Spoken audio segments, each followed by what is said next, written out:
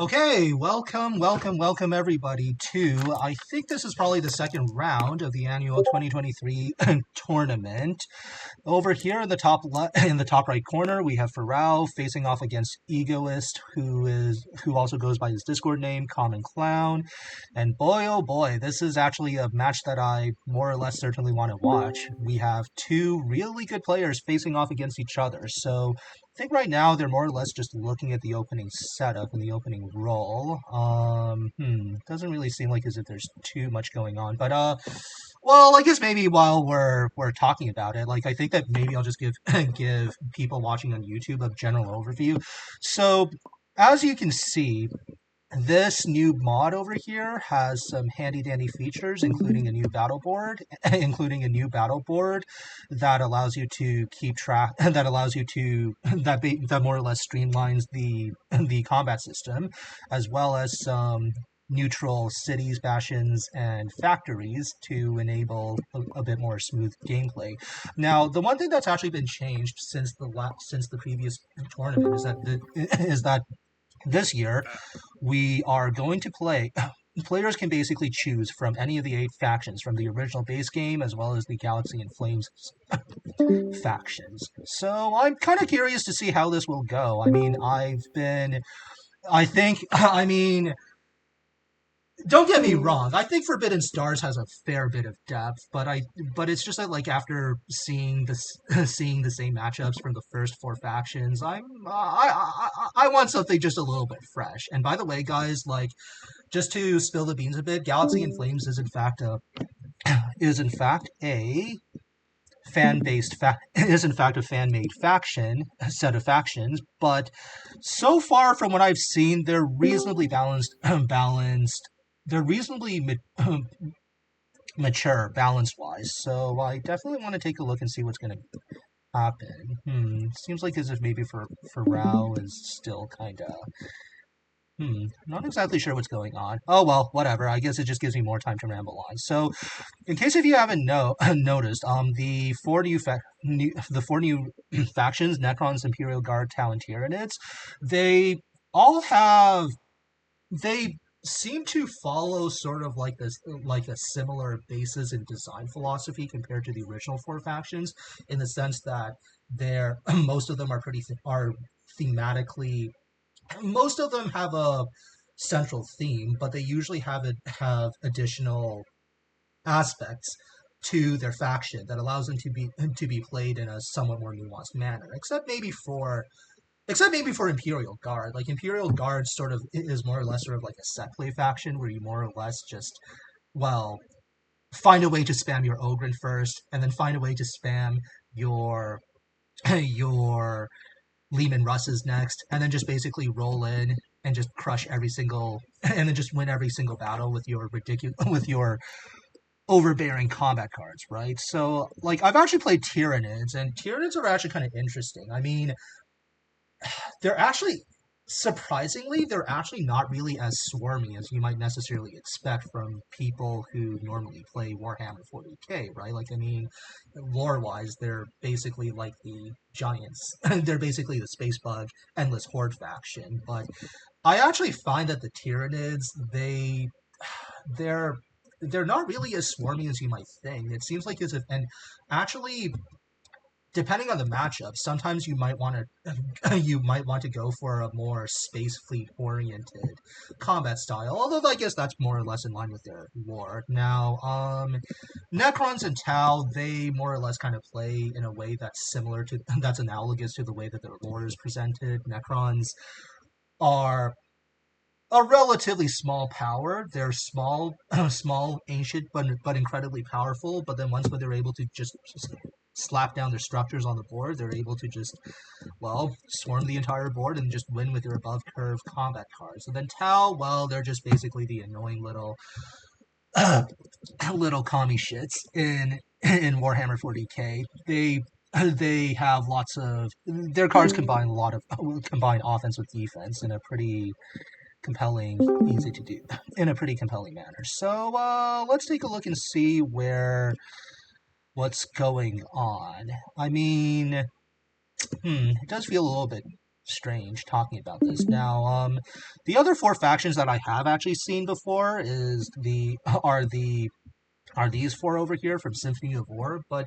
we're not really going to be using them this tournament. I mean, I've played. I don't think I've actually played them formally, but I have heard that there have been quite a few uh, janky balance reworks. I think that the Sisters of Battle, also known as the Adeptus Oriata, they've been reworked a couple of times. The Adeptus Mechanicus, well, it's kind of hard to balance a faction which basically starts out with a Titan from the get go. So yeah, well, let's take a look at that. Well, you know what? Maybe I should probably just talk a little bit more about the players. So the thing is, I haven't really gotten a chance to play against Farau, but he's a pretty, he's a pretty regular player along the Discord. I think he plays semi frequently, although he definitely plays Forbidden Stars a lot more than I do. And on top of that, he's a pretty solid player all around. He seems like as if he's able to adapt to a wide variety of multiple situations and he's able to pivot his plans without necessarily being overly hyper focused or railroaded onto one specific playstyle.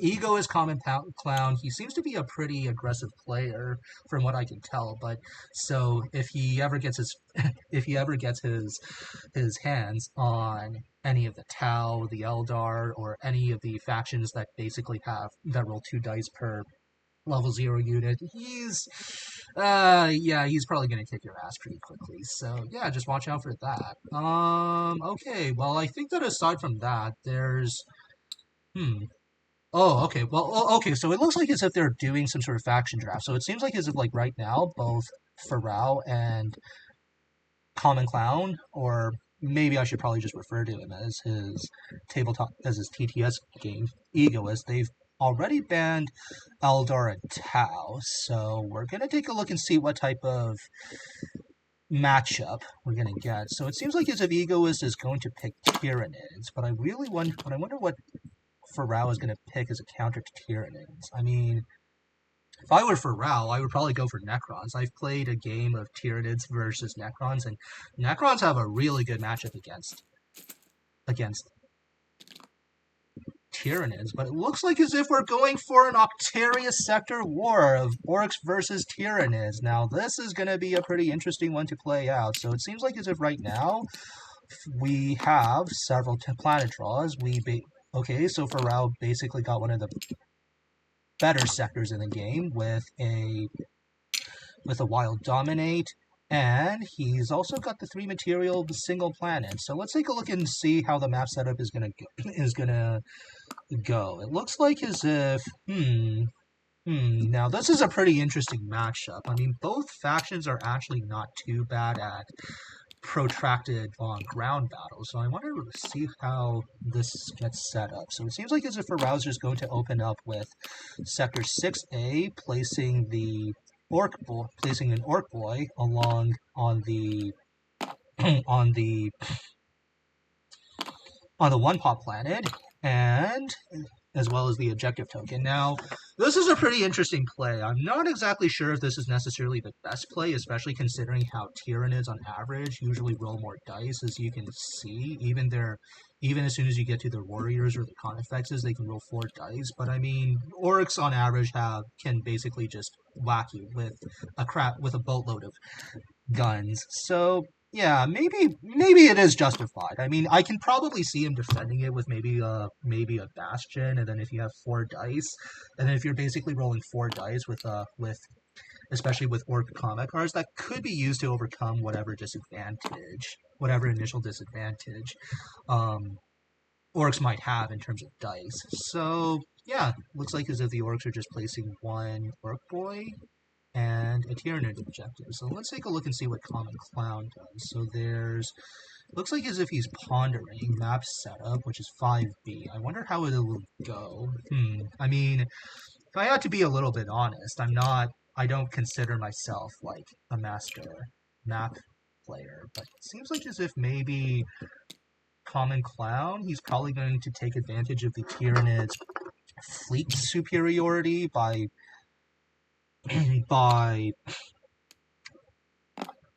by placing two space by leaving two void spaces in between his planets, and it looks like as if and it looks like as if he's going to deploy the he's going to deploy the time ship. No, I think he's just going to deploy a bioship, a devourer bioship. Or maybe he's not. Maybe he's probably just going to reserve it. But it looks like as if he's planning on maybe deploying a Leviathan. Pretty sure it's yes, the Leviathan hive ship. So, or maybe he's just going to leave it there. I mean, Tyranids can always spam more ships as needed. So, okay, well, yeah. Okay, well, it looks like as if now it's Farau's turn to place the map, and yes, I definitely do agree. I do agree that perhaps placing the first orc objective token on a bastion would definitely make a lot of sense. So let's take a look and see where Farau is going to place. I predict that since he's going first, he might consider placing his map tile probably somewhere over here. I don't want to signal too much to the other players or influence their decisions too much.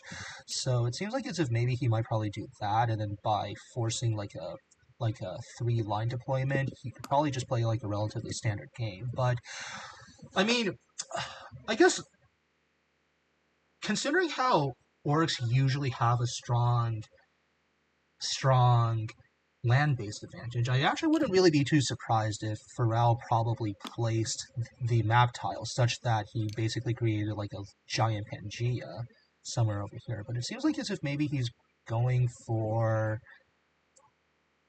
so he's going to go for a line placement, and he does look like as if he is going to create a Pangea over here. So, like a long landmass over here to perhaps contest his first objective. So, okay, so normally this type of line deployment is I'm a little bit hesitant about this because the problem is if you deploy like this, then there's a very strong chance that your opponent will probably just take control of the two center spaces, and that can basically just give them free reign for order token placement. But it seems like, but I don't know. I mean, maybe, but I mean, I think that as long as your name isn't Zen Master Yan on this channel, you're probably better at map placement than I am. So it's very likely that he has a plan. So yeah. Well, let's take a look. Okay, so it looks like as if he's going to be deploying his two orc boys onto the remaining planets, and he's going to put the objective over here. Now, Tyranids have a pretty interesting deployment. They could either deploy a map tile to threaten the objective along the very top along the very top space, or Tyranids could probably just go for some sort of like central control strategy, which is pretty viable, especially if you have a strong fleet presence on the board, right? But yeah, I'm not exactly sure how I would probably play it. I mean, I could definitely see threatening that objective as being a viable strategy. Although, maybe well, I'm not exactly sure if this is correct or not, but I do surmise that maybe order token placement is like whether or not central control matters or not. Maybe that might have a lot to do with the specific faction matchups. Okay, so it seems like as if Common Clown probably might just want to play this a little bit more straightforwardly by establishing a back row fleet or a back row defense, and it seems like as if maybe this might turn out to be a relatively long protracted game, as Tyranids are only threatening one objective, orcs are threatening one objective, but we all know how ridiculously long the second objective can take, is particularly when they're basically on the opposite corners of the map. So that would take at least 3 advance orders to reach there, and that's being very charitable. But I don't think I can be that way, especially considering how viciously how well both of these players play. So it seems like as if maybe Farau's probably. I think that Farau was probably going for some sort of was probably going to occupy the central spot over here, and it seems like as if I think for a moment he was probably considering like a four, like having two voids separating. So that's a pretty interesting map structure deployment. I mean, I guess it would make Tyranids a little bit more usable, but it seems like as if maybe what Farau's going for is he's probably just going to go for a highly interconnected map that doesn't require without too many islands in between. And it seems like as if now commonclown he's gonna occupy the center, and then by occupying the center, he's just gonna put his final map tile in a gaunt on the two-pot planet, leaving the relatively worthless, to be quite frank, four-pot planet with no material to be occupied. So commonclown, he's placing his warp storm in order to block Farau from achieving his first turn objective. And it seems like as if Farau, he was about to place the warp storm to block the Tyranids from achieving the first turn objective on bottom right, but okay, well, he probably is.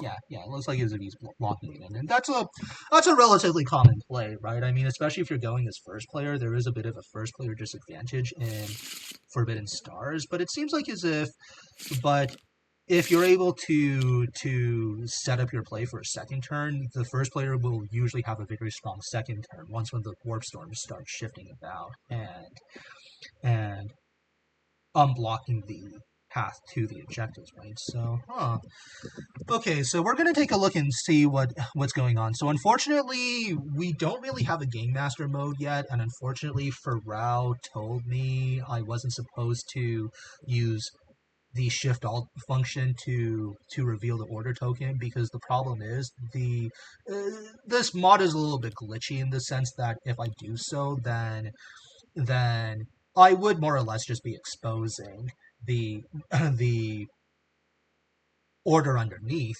to everybody involved. So I guess I'll probably just have to play a game of guess what's happening. I mean, if I had to take a gander, and if I had to take a guess as to what's going to happen, this is probably just going to be a relatively standard opening econ boom turn. So looks like as if this is. So orcs have already placed their first order token. I surmise that it might be either a deploy or a dominate, depending on which one it is. Like usually, that's when it's going. So it looks like as if both players are probably going to go for a relatively standard for a relatively standard. If I must use the term, Euro game opener, where they're just mostly collecting assets and seeing what's going on. So, okay, well, it seems like as if Farau's putting an order token over there. Does he plan on maybe reinforcing that area? Maybe building a bastion to free up the orc boy on the 3 material planet? Well, I mean, I guess he could probably use Dominated there, but I mean, considering how Tyranids don't necessarily have an incentive to dominate and to place any order tokens along top right, I doubt that's going to be a dominate. Could be a deploy though. I mean, building a bastion. I've seen people build bastions on 3 material planets just to free up their level, just one level 0 unit early on. So it looks like as if commonclown is about to act. Not exactly sure what he's planning on doing, but I do anticipate it being a relatively straightforward opener. I mean, well, I guess maybe the other thing too is that like he could probably is maybe Farau could go for a strategize. I mean, Farau usually does a pretty consistent job of upgrading his combat deck, especially pretty early on. So that could also be another viable possibility. But yeah, I don't know. I think that I definitely predict that this turn, especially considering how safe and secluded everyone seems to be, there doesn't seem to be very much that they're going to do. Okay, well, it looks like as if Tyranids are going to place an order token on along middle right, and I wonder what that is.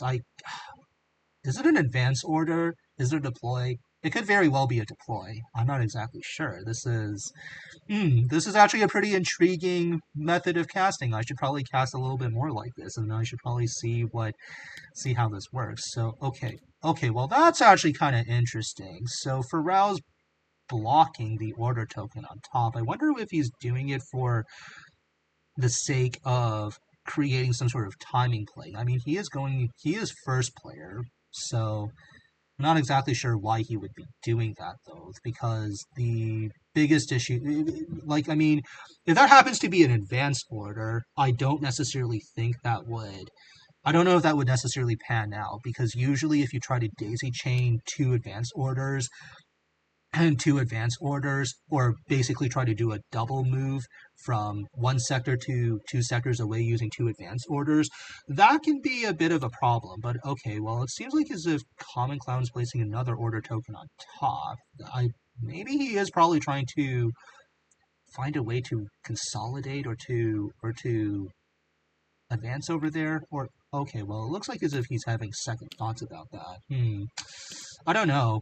Well, okay, this is a bit of a pattern break. I was expecting like a more or less very standard asset dominate opener, but it seems like as if maybe I could be a little wrong. I mean, maybe I am wrong. I mean, Forbidden Stars has a lot of depth with just the order token placement itself, so there's a lot of ways you can play. There are actually a surprisingly large number of ways you can play any specific faction, right? Including even the good old Space Marines, which are normally considered as a highly defensive set play faction. But let's take a look and see what Tyranids are gonna do. Well, this is a pretty interesting situation. I mean, maybe this is just me, but if I was Tyranids, I would probably just go for Asset Dominate. And for those of you who don't know, the Tyranid faction ability, the Great Devourer, whenever they resolve Dominate, they gain one additional asset token of their choice, and it could be any asset token, including one that's not provided. So you can even just dominate in an area that you don't control, in order to just get one asset token. But that seems a little bit. I mean, I don't know. I guess if I was Tyranids, I would actually consider banking up on asset tokens, especially pretty early on. I mean, it's not exactly and I mean, you have a storage capacity of 4 per asset token, so I wouldn't really see why that would necessarily be a bad idea. But maybe there's something that commonclown is thinking about that on and off. Like, is he gonna go for a double advance? I mean, I think that as second player, you could feasibly go for a double advance, right? Because of the way the order token stacking works. I think that with so yeah, but I'm not exactly sure what he's planning on doing. Like, I mean, maybe he's planning on building first and then doing an advance onto those two areas, or maybe that could just be a strategize. Maybe, but I mean, well, I guess if it was a strategize, then orcs would be a loss, unless if the order token was an advance. So it seems like as if he's deliberating, and it seems like as if, like, based upon what I'm seeing, like, usually the advanced tokens, I think, are located along the top row of the order tokens. So maybe he's thinking about doing an advance, but I mean, if it were up to me, I would probably just consider maybe just doing a dominate. But by doing a dominate, the orcs can basically block that yet again and then create a tempo shift. But I don't know if necessarily blocking order tokens this early on, especially with well, it looks like as if maybe commonclown is probably just going for a more standard order token stack. But I mean, to be perfectly fair, even if Farau does decide to place his 4th order token on top of commonclown's stack of 2 over there, creating creating somewhat of a tempo shift. I don't think that would necessarily be a sound decision because if Farau were to place his his fourth order token along the bottom left, then I just don't necessarily then that would he would just basically be wasting two order tokens blocking, but it seems like as if maybe commonclown is a little bit paranoid or a little bit afraid that Farau might do that anyways. But yeah, I'm not exactly sure. I think that maybe, but honestly, I think that having two order tokens on bottom left, I don't think that's necessarily a bad idea. But maybe commonclown thinks differently. I mean, as Tyranids, I would probably just be banking up a crap ton of resources on turn one, and then just spending them on getting my high die roll units. But looks like as if like maybe what okay, so it looks like as if maybe Farau's looking at his comic cards and he's thinking about oh dear, what just happened? Oh no, I think he messed up the scripting. Oh, okay, well he's rewinding a bit. He's rewinding to ensure that okay, well that's good. So now he's able to just auto upgrade without having to go through all those cumbersome motions. Okay, looks like as if Farau's looking at his strategy and his order tokens, or maybe he's just rearranging them so he has them in display. Okay, so looks like as if commonclown is probably just going for another order token on in middle left anyways. I suspect it could be an advance. That could be one way of doing it. I wonder what orcs are going to do. I mean, I think the problem is if orcs place an advanced token along middle left, the problem is the and based on the way the order token stacking works, commonclown could more or less just commonclown could more or less just place yet another order token on top, and then by placing the order token on top, then that would actually just break the daisy chain of advances.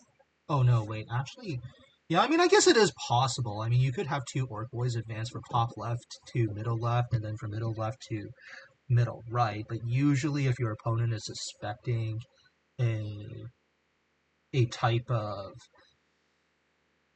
usually if the person who comes after you in turn order is suspecting that you're going to do a double advance, they'll usually block it. And there are plenty of good order tokens that yellow can place on top left in order to do so. So let's take a look and see what's going on. It seems like as if like maybe Farau is probably going to place another order token on top, but the problem is commonclown could just then just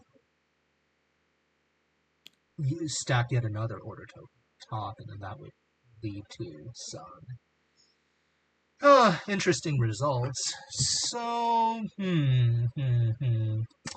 I don't know. I guess if I was first player, I would probably just play it a little bit more safe and then just bank up my resources, build lots and lots of boys, and then just have a really powerful second turn. That probably would that's more or less sort of just more or less my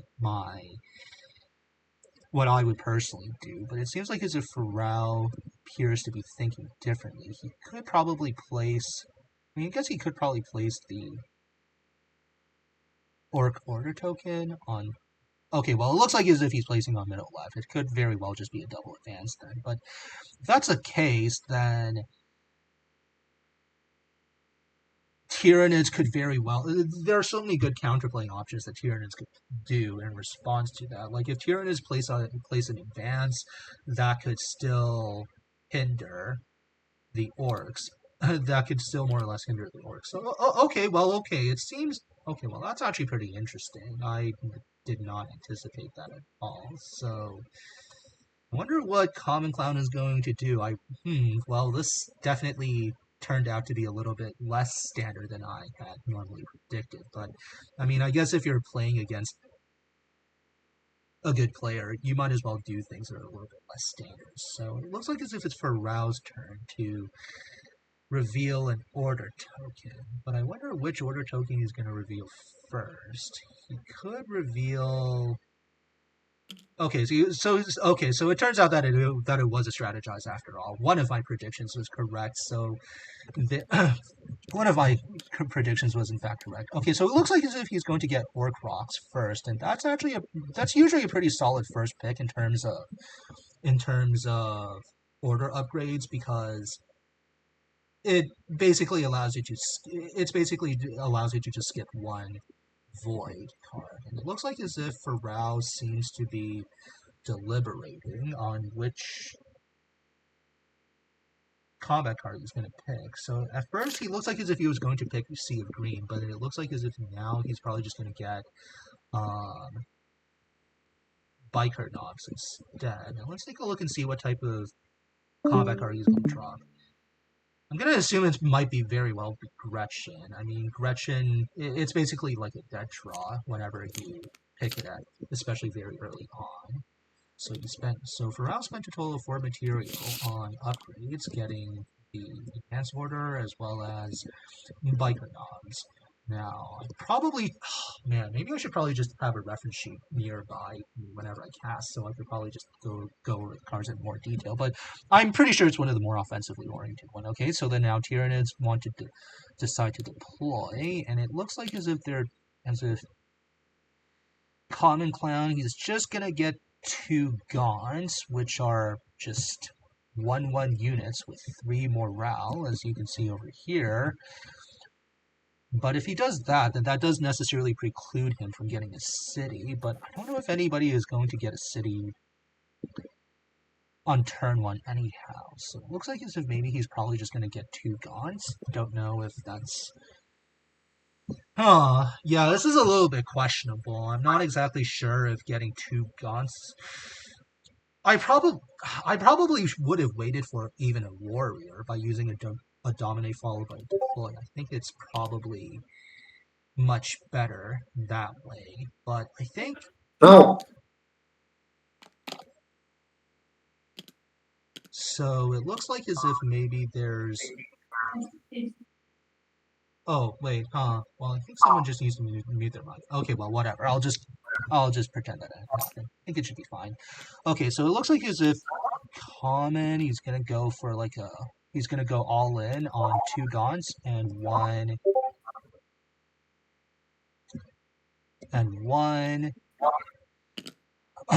one bioship. So let's take a look and see what orcs do now. So I mean, orcs really only have 2 options. They can either reveal here or reveal there. But I think that if the orcs decide to reveal this order token, it could very well block like a double daisy chain. So we gotta hold on. Let me just.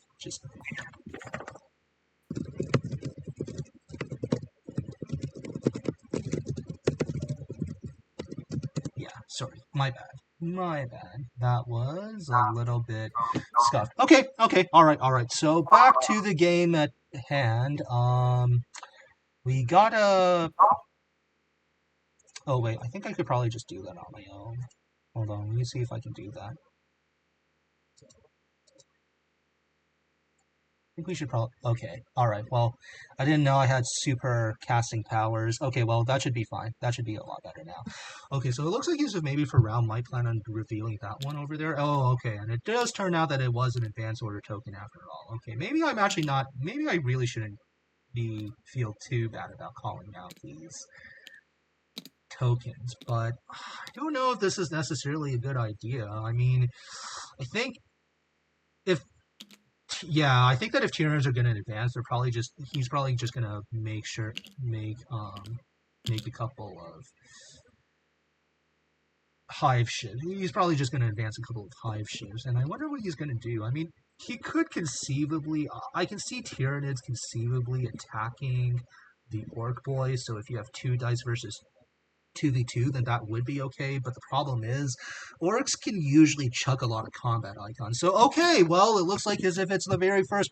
Oh, no, it's the very first battle of the game with 3 gaunts versus 1 orc. Okay, well, the battle in the Octarius sector has definitely started to ramp up, and now we just gotta take a look at the battle. There's, Should be in the top left. Should be in the top right. Is it not working? Better work. Come on, man. It better work. Oh, please don't tell me we're having technical issues. Or maybe he's just deliberating. Maybe commonclown's just deliberating. I mean, I'm pretty sure that according to the tournament rules, you could rewind your actions so long as if you don't go back to any point where hidden information before hidden information was previously revealed. Yeah, I guess that could work. I mean, but the biggest issue is even if with 3 dice, I still think that orcs would still have an advantage anyhow because Farau could more or less commit his reinforcement token, and orcs have plenty of ways to generate more reinforcement tokens. So if you're basically fighting against 4 health orcs, I'm just not exactly sure if it's possible to win at this point, particularly when Tyranids haven't even upgraded the combat deck yet. Yeah, I mean, but I guess it could work. I mean, he did bring in a bioship, and I think that one of the starting Tyranid cards has the ability to you can transform one of your bioships into a warrior, and then hopefully the warrior will help out in the fight, but still got only 2 health, and orcs can still dish out a crap ton of damage even. Okay, so it looks like as if maybe Kame is going to go for an all-out assault on the 4-planet hat. So, okay, so they're going to battle. So right now, as you can see, there are 2 bolt guns versus 2 shields. So it looks like as if like right now, the Tyranids have a defense buffer of 1, and the Tyranids are more or less they're just going to place the reinforcement tokens, and then so will the orcs. So let's take a look and see what the cards drawn be. So let's take a look at this. All right. Well, fortunately, I can't even see their hands. Man, there better be a game master mode as soon as possible. It's without the game master mode, the combats just don't seem nearly as fun. But I guess if I had to take a gander, maybe I'm going to assume that Tyranids are probably going to go for a defensive strategy. Okay, yeah, as I predicted. And then, yeah, okay, so as it turns out, he is in fact destroying the Devourer in order to get a warrior. And then orcs, on the other hand, they might probably go for bolt guns, but if they go for bolt guns, that could be a little bit... Yeah, they could probably go for bolt guns. I mean, I'm pretty sure that biker knobs would probably... Okay, so they're going for shootaboys. And then the... Wait, hold on a second. That doesn't make sense. They have to be... Wait, hold on. I think that there's actually a rules problem. Let me just go to the other room for just one quick second. Oh, by the way, guys, so I think you're actually supposed to re-roll 1 die for every unrouted orc boy, and this counts as an orc boy. So I think that commonclown, he only re-rolled 1. Yes, and he re-rolled 1. It's okay. Yeah, I get my But wasn't it supposed to be 2? Because these are 2 orc boys, like level 0 units. This is not.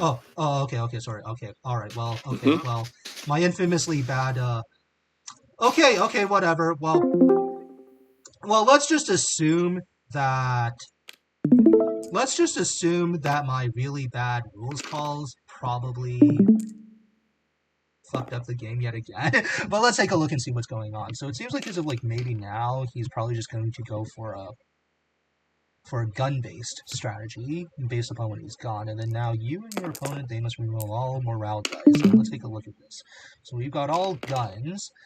Okay, so it looks like as if Tyranids were in fact able to kill off both orcs. Yeah, I'm pretty sure that orcs are completely toast at this point now, because there's no way that they're going to survive 5 damage, and then he's going to sacrifice 1, and I guess he might as well just kill off the reinforcement token, right? I mean, not really much. Okay, so the battle for the Octarius sector is off to a pretty good start for the Tyranids right now. I mean, the Tyranids did concede 3 material worth of Planet of Goods in order to do that. Or, wait. Oh, huh, well that's strange. Oh, shoot, was this an Orc Knob? Okay, well it's probably an Orc Knob. Okay, well. That doesn't really make much sense. Oh, okay, right. He's just getting his combat abilities, that's all. And now he's probably just... I think Farau at this point is probably just finding a way to just not get screwed. But, I mean... unfortunately, his Orc Knob dies, and that's a pretty major loss early on for the Orcs, but I do think that it is possible. Now, unfortunately, the Tyranid... Wait, what about this one over here? The warrior. Hello? You should have a warrior? You should have a warrior?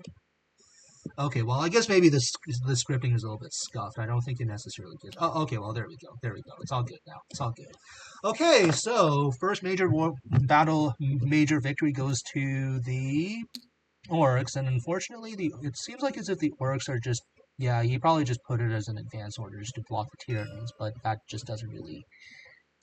That just didn't really seem to pan out too well. But it seems like as if, like, now... It seems like as if there's 2 options that Tyranids can go for. You can either go for an advance order and then just perhaps push straight into top left and threaten and basically do a flank and basically threaten the Orc homeworld from 2 flanks. But okay, but it looks like as if maybe common what he's probably going to do instead. He's probably going to advance into middle right instead. Oh no, sorry, that was the orc order token, but it's very likely that it's probably going to be an advance. But I'm gonna have to take a look and see. I mean, there's really only 2 order tokens. I'm pretty sure that one has to be an advance. That can't possibly be any of the more economically oriented order tokens, unless if it's strategized. But I don't think, but in that case, an advance would still be strictly better. Okay, so it seems like as if Farau, he just resolved an advance order against the Tyranids on planet number 1, and now we have yet another battle. Man, I like this game. If there's one thing, for whatever criticisms I have of Forbidden Stars, if there's one thing I still love about this game, it's the fact that sometimes you just get absolutely wild battles even on turn 1, so... We're all good.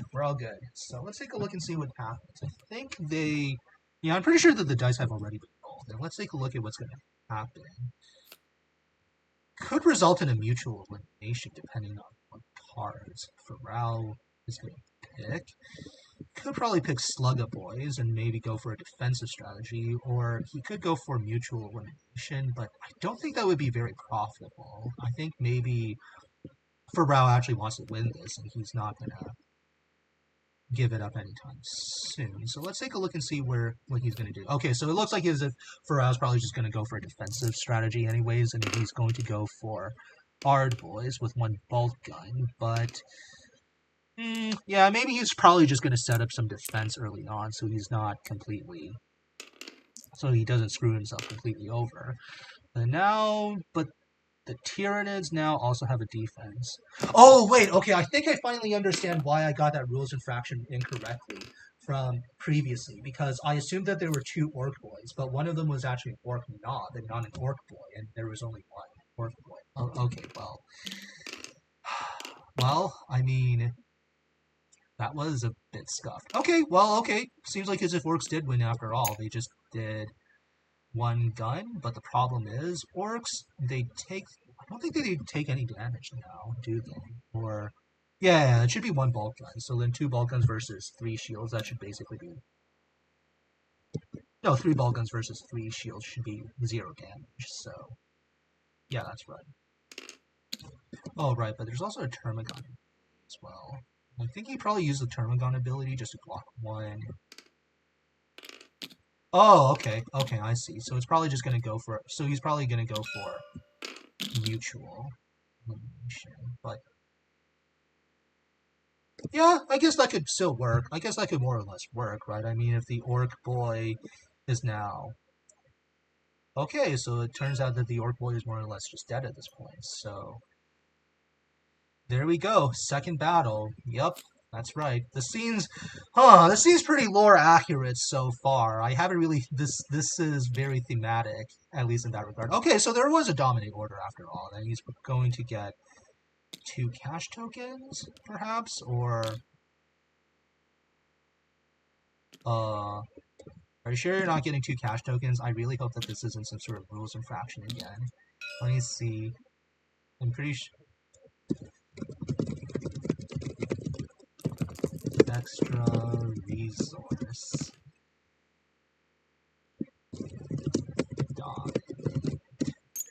Okay.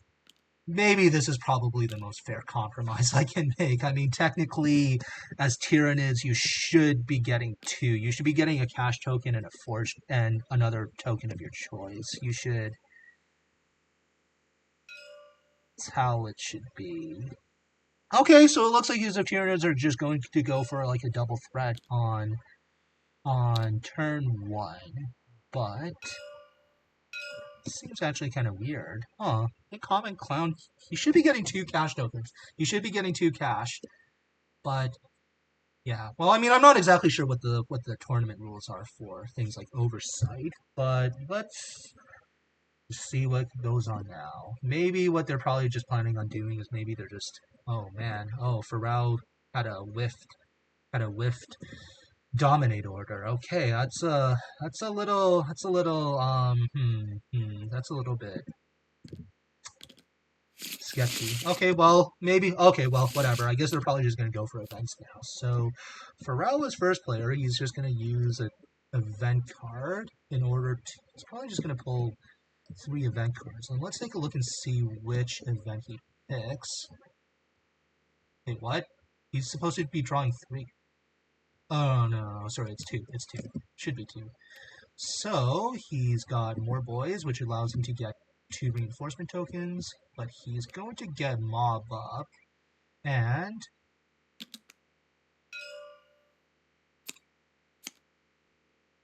okay, well, it's basically an extra order token. I don't really blame him for doing that. It's definitely pretty solid. I mean, you could basically double advance and just clear out enemy baddies pretty early on. So he's got that, and then it looks like the Tyranids are going to go for Rise of the Faithful.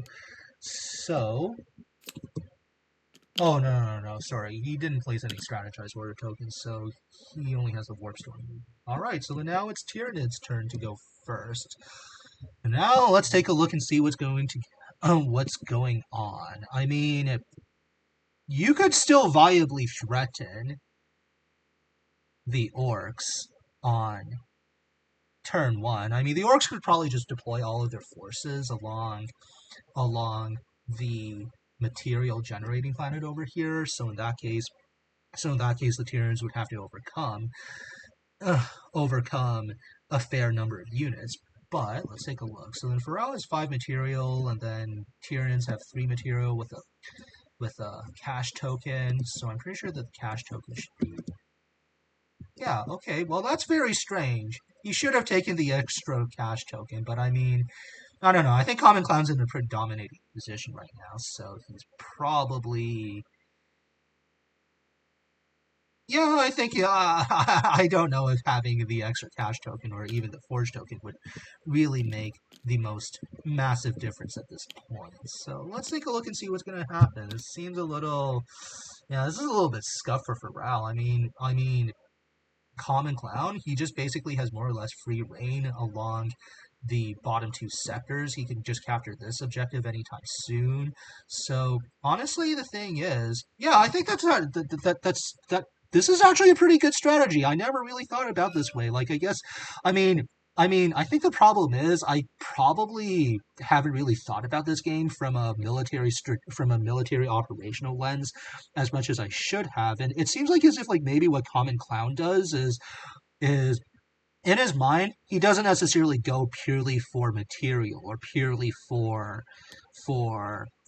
and for an econ crushing strategy, right? Like, I mean, sometimes, I mean, I guess maybe the best way to think about it is it worth trading material for this specific position? And if the answer is yes, it's worth trading material for this specific position, then maybe it is actually worth it after all. I mean, I don't know about you, but I myself, I sometimes play my trading card games, and when you get to like the middle, when you become pretty good at them, you begin to say, "Oh, the game is just all about resources, and there's no," and I because I keep getting screwed with my tempo plays. But then, as you go on into the higher echelons of play, you begin to realize that you have to evaluate as to whether or not you should be going for an economic like econ crushing or for positional play. And it seems like as if commonclown, he's doing a pretty solid job of going for positional play at this point. I mean, if you're able to flank an important sector your opponent controls, then that's probably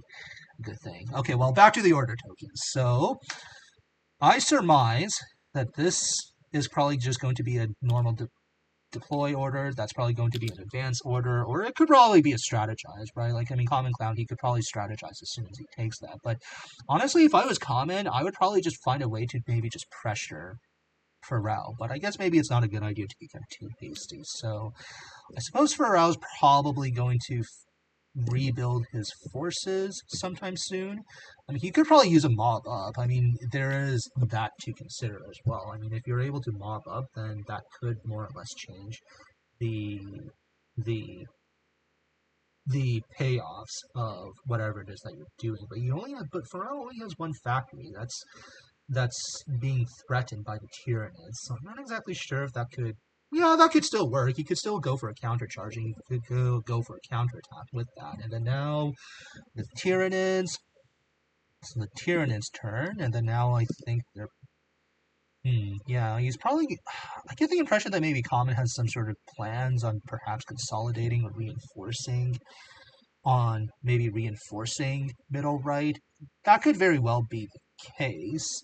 But I mean, this is sort of like a freebie. I don't know if you should really worry about that right now. I think that if you're able to just constantly pressure the front over here and then just keep orcs on the back foot, then that should be a pretty viable strategy from this point on, no? But let's take a look and see what he does. Okay, well, yeah, alrighty then. Well, I guess he could probably just reinforce and consolidate more forces over here, or he could get, or I think that another thing that maybe Tyranids could possibly do is maybe play a strategize order token to get the high fleet ships upgrade Surely. and therefore be able to do that. Yeah, I think I'll probably just gotta, yeah, sorry, man. Gotta use my benevolent dictator powers and then just, okay, alright, that's cool. Everyone's muted. It's all good, it's all good.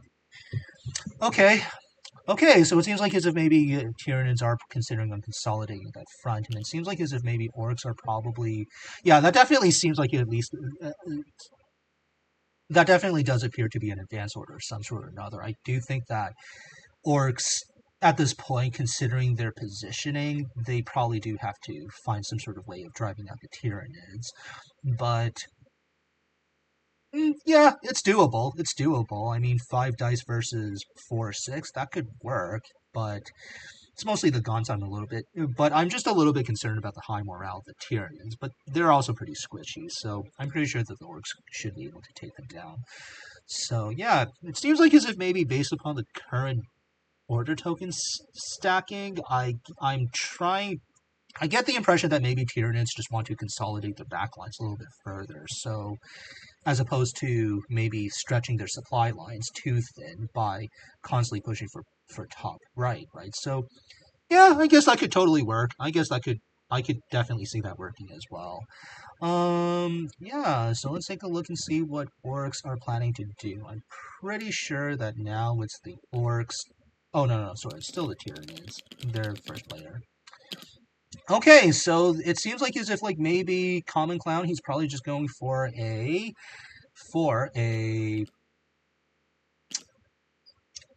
for a dev of he's probably just going he's probably going for a strategy that's like a mixture between developing and consolidating his back lines as well as threatening them.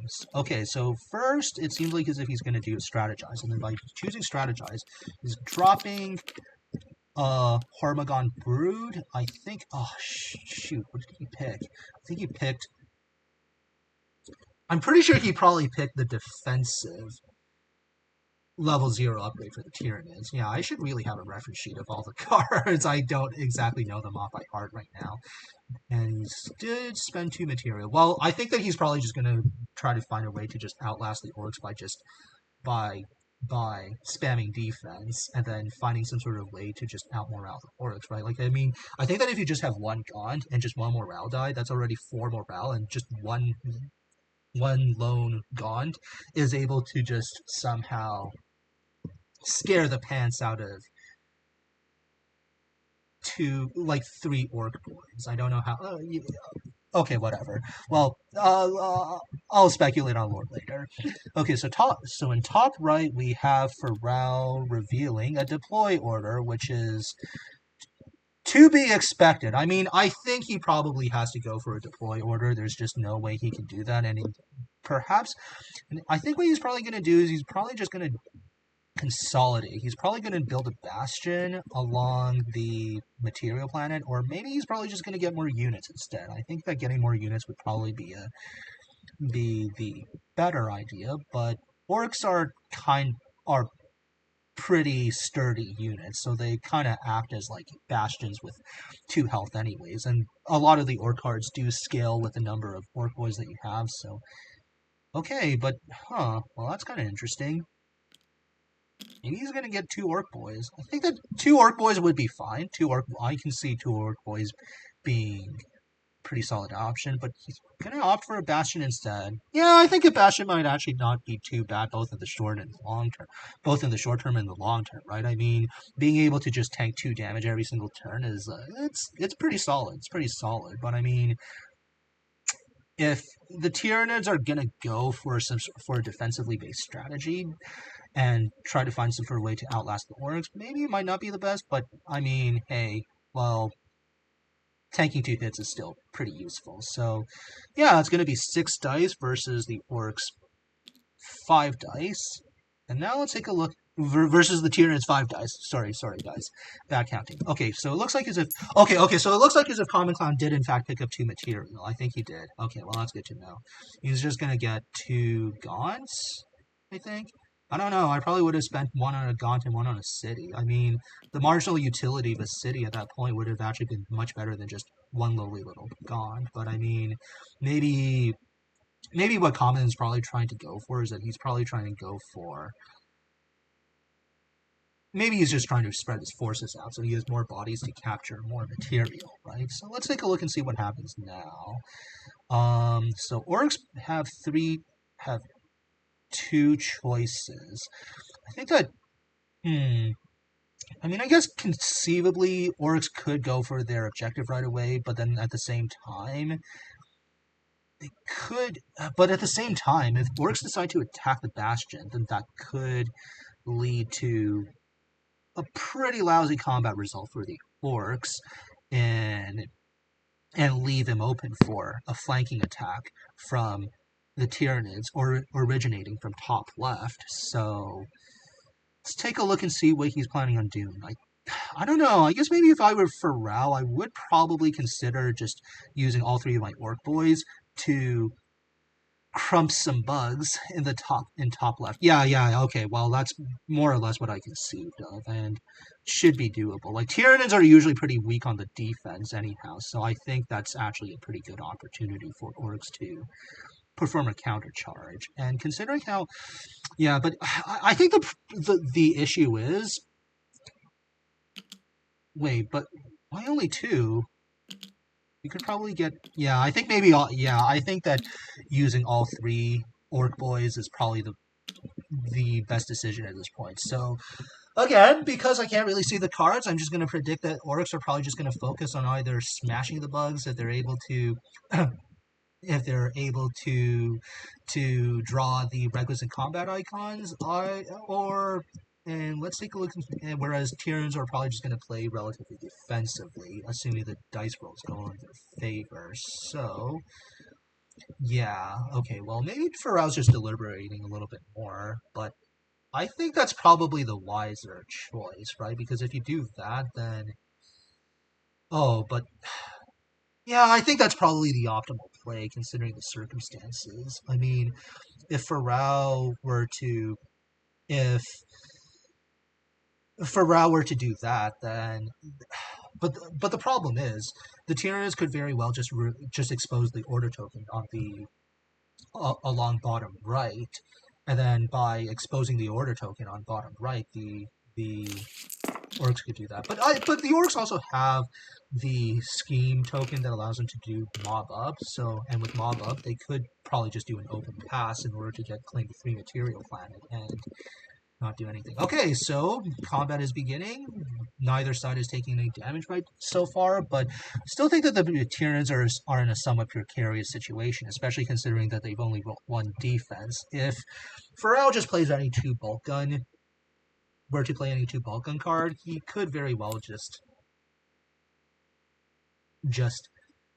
blow them to smithereens. Tyranids have pretty low health. Okay, so it looks like as if that is correct. So the opponent is going to reroll all bolt guns, and he's not going to gain any tokens.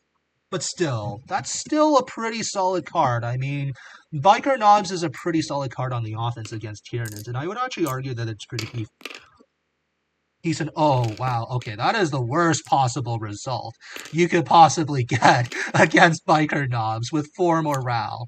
And then okay, so it looks like as if he's got Termagant Brood, and then if he's defending, he's going to place 1 free reinforcement to token, and then he's going to do a counter by placing 3 bulk guns. But the thing is, the orcs only have to take 1 damage, whereas the Tyranids have to take 3 damage. That's not exactly a very good position, so he decides to kill off 2 gaunts and just route a warrior brood. So now there is okay. Huh. Okay. I think I see what he's trying to do. I think that okay, he's just basically tracking the amount of defense for the second one. So he's basically getting 4 so he's getting defense tokens for the next round. But I don't know. All it really takes is just more hits. It's just more bulk guns from the orcs, and then the Tyranids are more or less kind of screwed at this point. So I don't know. I think maybe Farau's probably just deliberating on that. He's probably just reading the text, but I mean I think that is the correct interpretation. That does seem like the correct interpretation. So okay, so now I'm going to assume that Tyranids are probably going to play a defensively oriented card, whereas orcs are just gonna maybe continue attacking. Okay, so he's gonna use a mech boy. He's gonna get 1 gun, and on top of that, he's going to get 1 additional shield, which isn't terribly useful. Now, this guy, he's got now Tyranids play Gene Stealer hybrids, and I think they're just gonna steal 1 bolt gun from Farau, and then as a result of that, it could actually, there is a very strong chance that Tyranids could actually win by just having lots and lots of, by just going for a morale-based strategy. Well, this is kind of odd. I'm not exactly sure what's going on in here. Oh, no. I don't think this is good. Oh, this doesn't look too good. This doesn't look too good. Maybe I was a little wrong about the morale dice rerolls. Maybe the morale dice was a little more stuff. Oh, okay, but he has 2 damage. He's got to take okay, well, it seems like as if orcs are able to win the combat anyhow. So by taking the 2 damage, I forgot. Like, I think that the shields just expired last from turn 2. So But I mean, yeah, but he's dead though. Isn't he dead? No, but I think that if you take 2 damage, you could just assign 1 damage on the gaunt. You have to assign one damage on the gaunt, and then do that. But I think that they're probably bickering over the guns, and then if they're taking 3, then the Tyranid should be routed, right? Yeah. Well, the Tyranid could just. Well, I mean, honestly, I think that in this specific circumstance, it probably just doesn't really matter anyhow because Farau could more or less just use his mob up action in order to retreat to planet number 3, to the 3 material planet, and then from the 3 material planet, he could more or less just do that. Okay, so yeah, it turns out that the Tyranids are just going to advance anyhow. Wait, that's illegal. That's illegal.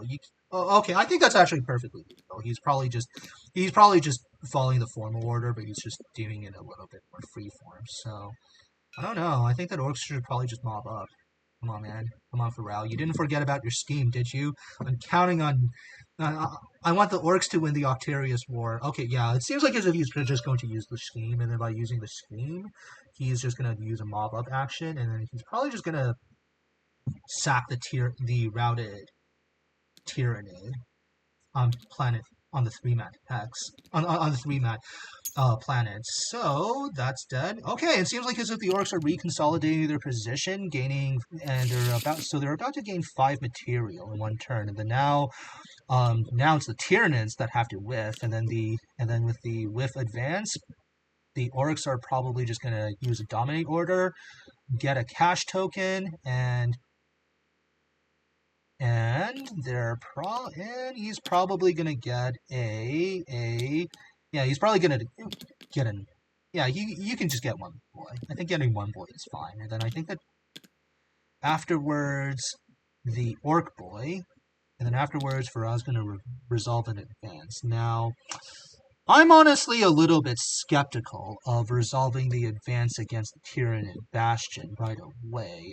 Okay, alright. Well, I guess you might as well go for it anyways, right? You might as well just capitalize on what you have. But honestly, I think that Bastion should have been another Orc boy. If it was another Orc boy, I mean, as orcs, you already have very tanky level 0 units, so the marginal utility of the additional hit point may not necessarily matter so much. So, okay, well, anyways, I'm just gonna shut up and cast the battle right now. Okay, so orcs roll 2 shields, and the Tyranids roll a shield and a morale. Yeah, well, yeah, it was a little bit scuffed. I think that maybe having the third orc boy would have been the better option. But, well, gotta learn to live with your decisions, right? Okay, well, I'm pretty sure that Tyranids are probably just going to go for some sort of morale set play strategy by just constantly going for by just getting additional defense and morale, most notably more defense, but they don't necessarily have any unit triggers. Okay, so it seems like as if Farau, he's able to get at least one bolt gun for that. And then after that, he gets 1 reinforcement token. Place 1 reinforcement token in this area. Okay, yeah. Well, I don't think Farau's gonna win this, to be fair. I probably would have just placed the advance order token on top of my combat deck, because now, I guess it is doable. I guess in some cases it is still doable by perhaps killing off the Gaunt, but you would need like a lot of guns. And well, Farau basically has just that. He's got guns, but Tyranids have shields, and quite frankly, if you have shields, yeah, shields are good. Shields are very, very good indeed. And then now there's got 1 bolt gun for each enrouted Gaunt in the area, and then now he's got that. Yeah, no, there's no way that Farau's winning. There's no way that Farau's winning. He's probably just going to cut back his losses and just prevent his Orc boy from suffering too much. But I mean, Yeah, okay. Well, I probably, but then again, I think that if Farau had built the additional Orc Boy from earlier, maybe it might not have made much of a difference after all. Yeah, that was a bit of a scuffed battle, but oh well. But at the very least, but on a positive note, the Orcs have definitely reconsolidated their position, so they're able to gain 5 material turn, and the Tyranids are actually down by 4. So now Farau is at 6, and then Tyranids, he's at. Hold on a second. 1, 2. Oh, yeah. Tyranids are at 6. Okay, so at least they have resource parity now, which is at least better than nothing. Okay, well, this yeah, this is coming out to be much more lore accurate than I thought it was going to be. I honestly did not expect this to be that much of an issue. Okay, so then so then Tyranids have got rapid mutation. They're just going to block the orcs from accomplishing their first objective right off the bat. And then the as well as 2 forge tokens. Okay, that's actually kind of powerful. Now okay, but at least the orcs have are able to block off the Tyranids from consolidating bottom right any further. Okay, well, this is probably going to last a little bit longer than normal. This seems like as if, yeah, this is definitely much more lore accurate than I thought it was going to be. And for those of you who just don't know the Warhammer 40k lore, the Octarius War eventually turned out to be a pretty protracted fight between the Tyranids and the Orcs, even relatively early on. And it seems like as if maybe this is what's happening over here. So, let's take a look and see what is coming up. I'm pretty sure Farau has to be the first player now, given that it's round 3, and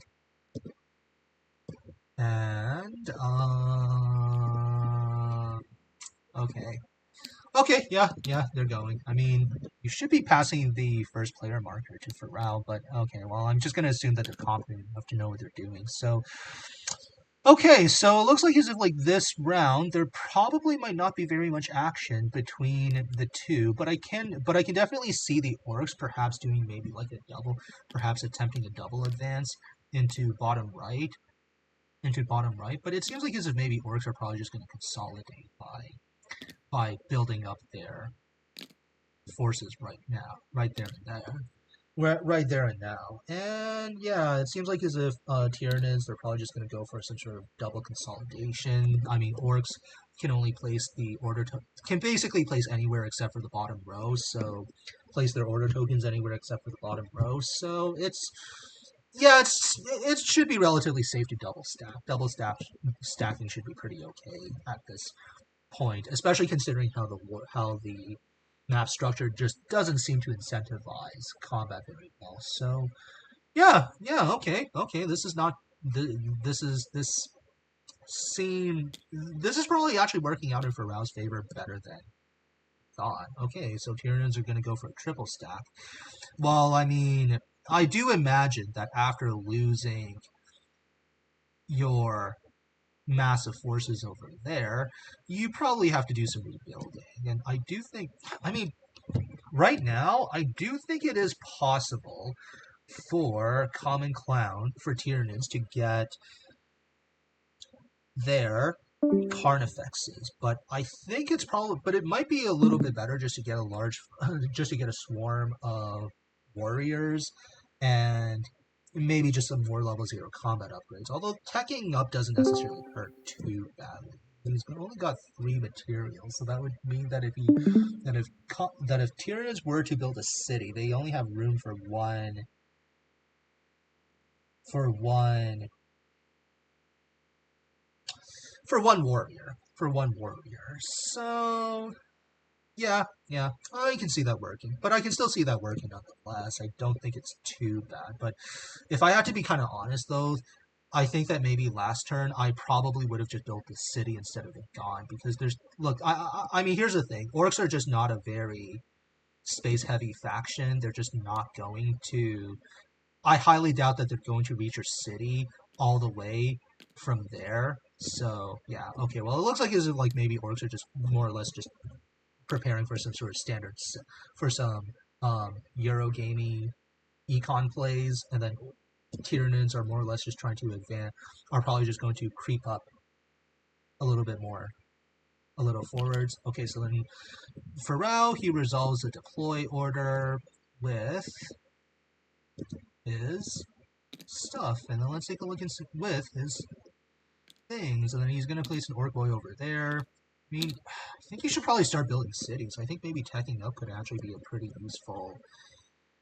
useful thing to do. Looks like as if, okay, well, looks like as if, yes, Farau is in fact teching up a city. Like, I always like to consider, I always like to think of cities as basically level 0 units that improve your tech level, because they basically allow you to camp back without having to, so it allows you to free up some level 0 slots. And then now, Tyranids are going to go for a dominate. Okay, well, I guess Tyranids could probably just go for a deploy and just start getting some cities as a result of that. And then Orcs are going to do a dominate again. He's going to get a, Farau's picking up a cash token as well as a reinforcement. And then now, yeah, it seems like a pretty standard building turn. And then he's going to use Orc Spores to get yet another Orc boy to possibly threaten middle right. And then of course Tyranids are just going to do another dominate, so he's just going to take a cash token. Yeah, you might as well take 2 cash tokens. You're basically at your forge limit. So yeah, Tyranids basically have like a crap ton of mats to spend for days on end now. Like the Tyranids could more or less just build. Well, okay, he could conceivably go for Carnifexes then. He could probably just build a Carnifex, a warrior, and some ships. He definitely has the means to do so. And then Farau's gonna pick another dominate order, picking up a cash token. He's probably gonna pick a cash token or anything of that sort. Wait. What did he pick up? Okay, well, it looks like as if maybe he's gonna get a warrior. Spend that on that, and then he's gonna get 2 cash tokens on 2 cash tokens and 2 material on some fleets, as expected. And then now he's gonna do an advance order over here with the warrior. Yeah, he's probably gonna save up. I get the impression that orcs are probably just gonna have a favored matchup against Tyranids on the 4 skull planets. So okay, I see. He's probably just consolidating his forces and just making sure that the orcs don't sack him too hard. Then now, orcs, there's only one place to go. It's very likely, yep, it's definitely advanced order. What else would it be? So, I mean, he could probably just leave 3, he could probably just advance all 3 orcs. I don't think that he really needs the top left in order to dominate. I mean, it doesn't really seem like as if there's very... I would probably just have 3. Yeah, I would definitely just put all 3 orc boys on the Forge planet, and then now with the Forge planet being fully occupied, we now have, let's take a look and see what the Tyranids do. Tyranids. Okay, well, it looks like as if, like, now for, oh, okay, maybe he's just doing that from earlier. Okay, maybe he's just passing the first player marker from earlier. Okay, then, and then now now he's passing it back. I mean, it's how it goes, right? Now we resolve Warp Storm movement. There are no strategize played this turn, so now we got Warp Storm movement. Okay, yeah, I don't think that's going to work all that well. I think that, yeah, that would probably be the one that's most favorable for orcs. Just place it over there. And now this one's gone. This one over here. Yeah, okay, well, this definitely seems pretty favorable for Farau. So, looks like as if Farau did a very good job of flipping the script against commonclown. Now it seems like as if commonclown is the one who's more or less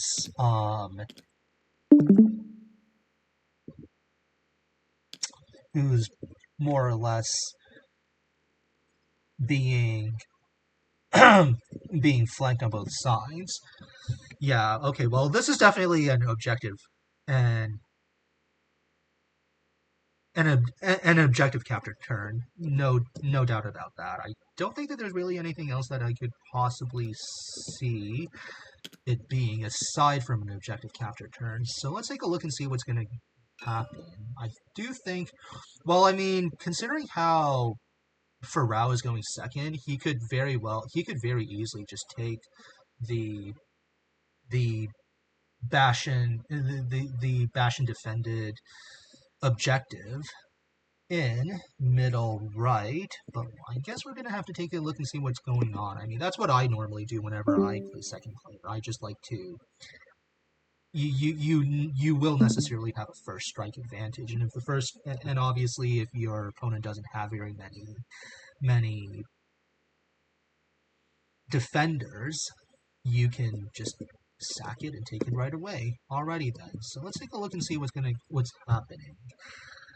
I wonder what Farau might possibly do. I mean, could probably go for he could probably consolidate his forces a little bit more and maybe advance some more, but I think that maybe for Tyranids, maybe one of the most viable strategies that Tyranids can play is that Tyranids could probably build their second city along the could probably build their second city along the unbuilt spot on their very bottommost row, on their very bottommost row, and then when you get to level 2 combat upgrades, Tyranids are pretty vicious in battle once we get that. So I can definitely see that happening, but I mean, perhaps maybe commonclown, he's got a lot more, he might want to consider defending the objective instead. Or perhaps consolidating that position. But I mean, I'm not exactly sure if consolidating said position would necessarily be a great idea if you may not necessarily have the requisite upgrades. So it seems like as if maybe maybe commonclown he is signaling his intention. I'm not exactly sure what that bottom right what the bottom right order token could be. It could very well be a strategize. Yeah, it could very well be a strategize in order to bolster his forces a little bit more. Like usually the first order you want to place down is the last one that you want to resolve. So, okay, well, yeah, or maybe he just wants to nab that objective. So then once when you nab the objective, you can just start beelining straight towards the orc homeworld. But it's not going to be an easy task. But I don't think that's going to be a very easy task. It's not. It's not as. I don't think it's going to be nearly as feasible as.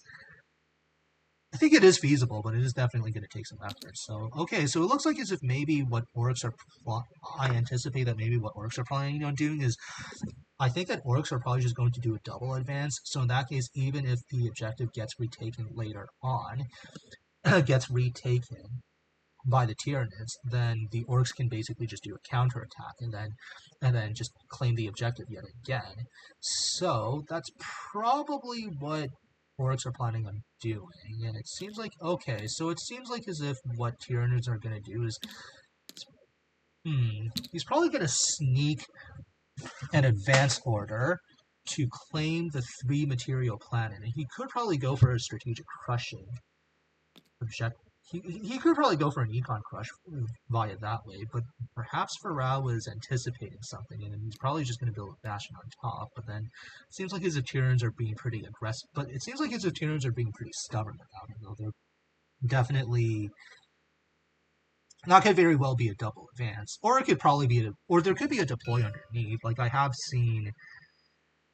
I'm not exactly sure how viable it is, but it is definitely. But I can definitely see how the bottommost most token in an area controlled almost exclusively by your opponent, that can sometimes be be a deploy or a dominate, especially if you want to extract resources later on. So Farau is deciding upon his moves, and then yeah, let's take a look and see what he's gonna do. I mean, you could always just spam more orc boys, or you could probably just get more orc knobs. Orc knobs are definite.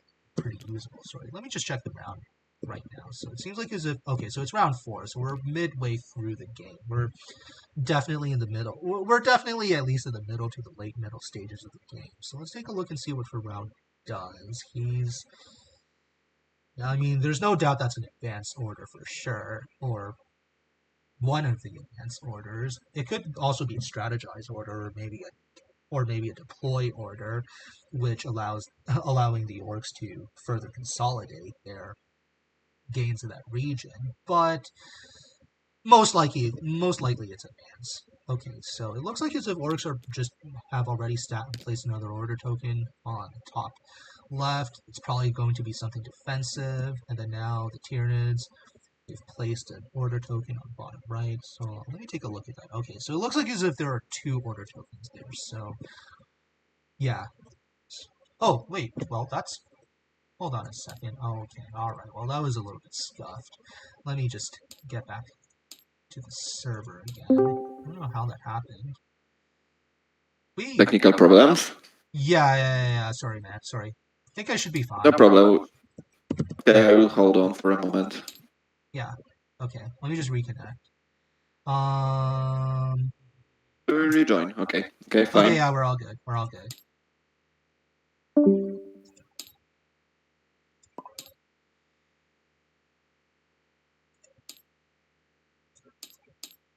Oh, okay. All right. Well, there we go. There yet again. Okay. Yeah, it seems like it's maybe for Rouse probably just wants to defend the oil rig on top left, and I just use that as a slang terminology to refer to any of the 3 pop, any of the 1 pop 3 mat planets over there. And then now, Farau, he is going to place an order token there. What might it be? It could, I mean, it actually could be a dominate. I mean, if you place a dominate order token and then you get an orc nog, you have a pretty strong warband. You basically have a pretty strong death ball that you can basically use to steamroll over the Tyranids per se. But I'm not exactly sure what he's planning on doing. Maybe he's planning on yeah, it could be a dominate or it could be a deploy. I mean, but I don't see how it could be an advance. If it's an advance, then that could. Yeah, I'm not exactly sure what he would advance into, especially considering how the orcs are probably not going to be building any ships anytime soon. Okay, so then Funerans have basically upgraded. They're going to pick Warrior Brood, which is usually one of my first picks, and then he's going to dropping Gene Stealers as a result. And then now he's going to take Breeding Chambers as his order token upgrade. Okay, yeah, that's actually a pretty solid. That's actually a pretty solid upgrade. You can basically just spam a warrior or a Carnifex, warriors Carnifexes to your liking. It's a very good way of having. It's basically like a second factory in space that's pretty much untouchable by the orcs, especially at this point. Alrighty then. So then orcs are resolving a strategized order. They're going to get the green tide. So that's basically allowing orcs to more or less have a wild order token essentially, and then they're probably going to pick one of the level 0 upgrades. You could probably get Sea of Green. Sea of Green could actually be usable, but I think Log could actually be pretty decent against Tyranids. It could make up for. I mean, it is a pretty decent way of maybe making up for whatever morale deficits that the orcs have without necessarily compromising too much on their offense, because it does give them at least 1 Vulcan per orc boy. So I think Wog might actually be a pretty decent pick at this point, but we're gonna have to take a look and see what Farau is doing. He seems like as if he's reading the board. I mean, I think that maybe the safest pick would probably be a Wog, considering how. I mean, I am thinking. I mean, you could make an argument for maybe having Meganobs, but No, actually, Mega Knobs could actually be okay because by forcing Tyranids to reroll all their defense dice, that does pivot morale. Okay, but it seems like his Farau is in fact going for a Wa. I'll probably drop Mech Boys. I mean, I don't see why he would ever play Mech Boys over that, but or maybe Slugga Boys. Yeah, I would probably just drop Mech Boys. Like, I just don't think that Mech Boys I would ever play Mech Boys over Wa in a combat situation. So now there's an advanced order, and of course, uh, Tyranids are just capturing the first are going to capture the first objective. With the orcs, they are going to, well, there's only really two options. You could probably go for a double. I mean, this is sort of like a guaranteed objective. There's not really too much that would get in the way of nabbing that bastion over there. So I anticipate Farau perhaps building a bastion on that on the oil rig, and then by building the bastion, he will have 4 dice and a really tricky, annoying building. Okay. Oh, okay, okay, so it turns out that he's actually going to build a Tyranid warrior and a Gaunt. Okay then. Maybe the second option is probably a countercharge. I mean, I could definitely see Farau perhaps doing a countercharge against the Tyranids. I mean, that is a conceivably powerful move if done correctly, but maybe Farau probably didn't really see that line of play coming on earlier on, so it could also be a whiff. It could probably just be a whiff deploy or anything of that sort. Oh, well, he's probably just going to get it over with. He's probably just going to mobilize his 3 orc boys. Might as well. And oh no, you can't fight with cities. You don't have stompers yet. You can't fight with cities. That's illegal. All right. Okay, so then now we have yet another battle in Forbidden Stars. So now we've got 2 morale, and the orcs have 5 morale. Honestly, Farau could probably just go for a defense morale set play, and that would pretty much just be the end of the battle. And in fact, if anything at all, I would probably just go for a morale set play anyways, a morale defense set play, only because it should be pretty easy to take over the Bastion. If you win with morale, you also get to nab the Bastion as well, and it makes it pretty hard for the Tyranids to conquer. But knowing that it's the Tyranids and knowing that a commonclown still has plenty of reinforcement generators, that could prove to be an issue. But no, I think Wa would actually be a pretty good line of play.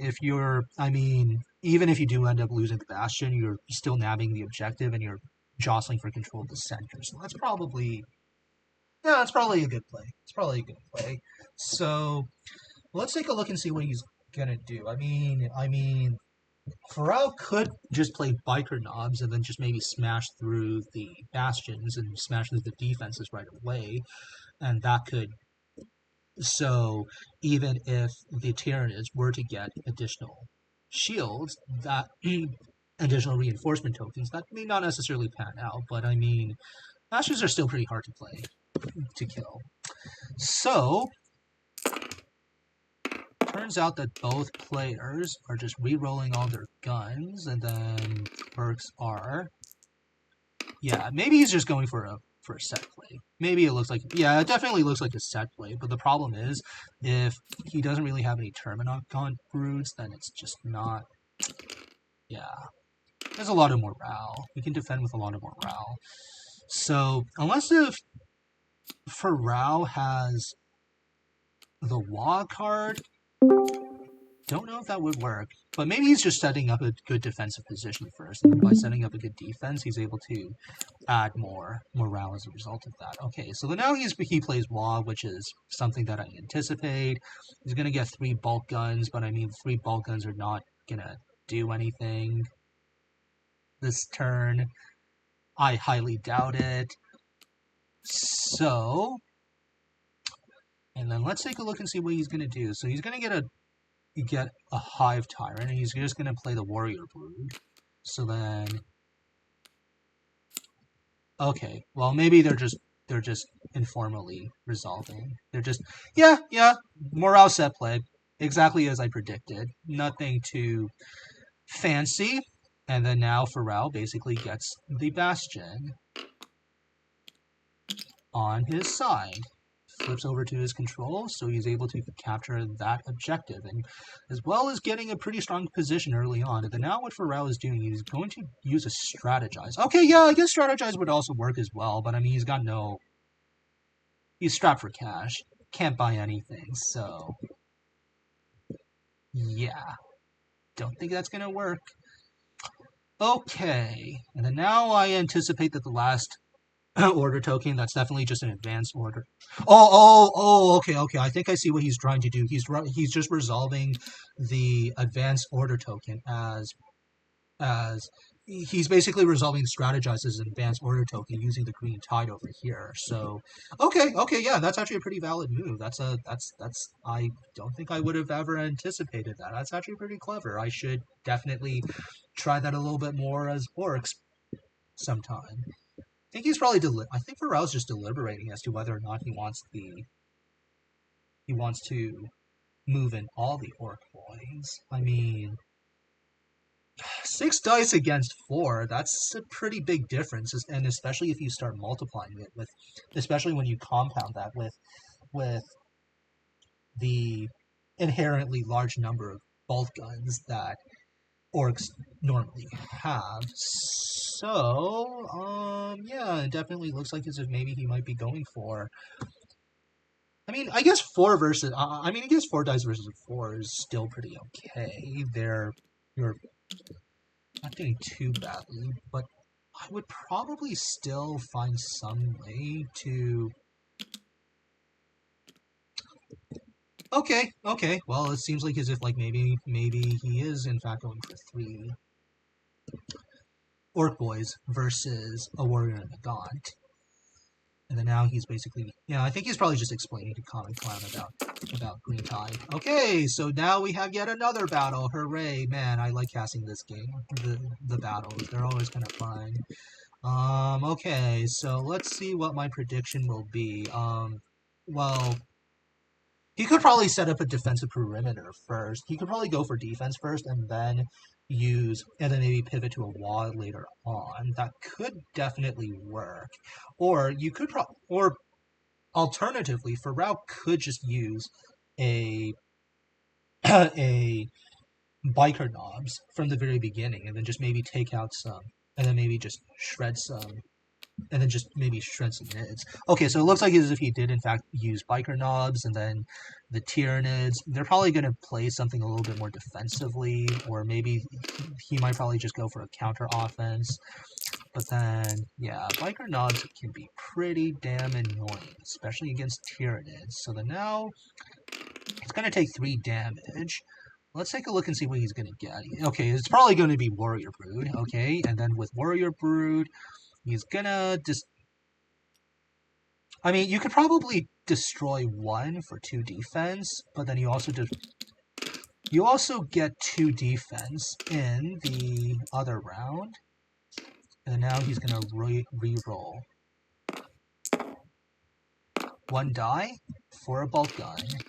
Then neither side takes damage this turn, but Farau is up by 2 more rows, so I think that I honestly think that the equilibrium play at this point could probably just be a wah. Like if you just play a wah, then you'd be able to get 3 additional bulk guns, and with 3 additional bulk guns, you get 2 shields. So now, and then the shields are retained.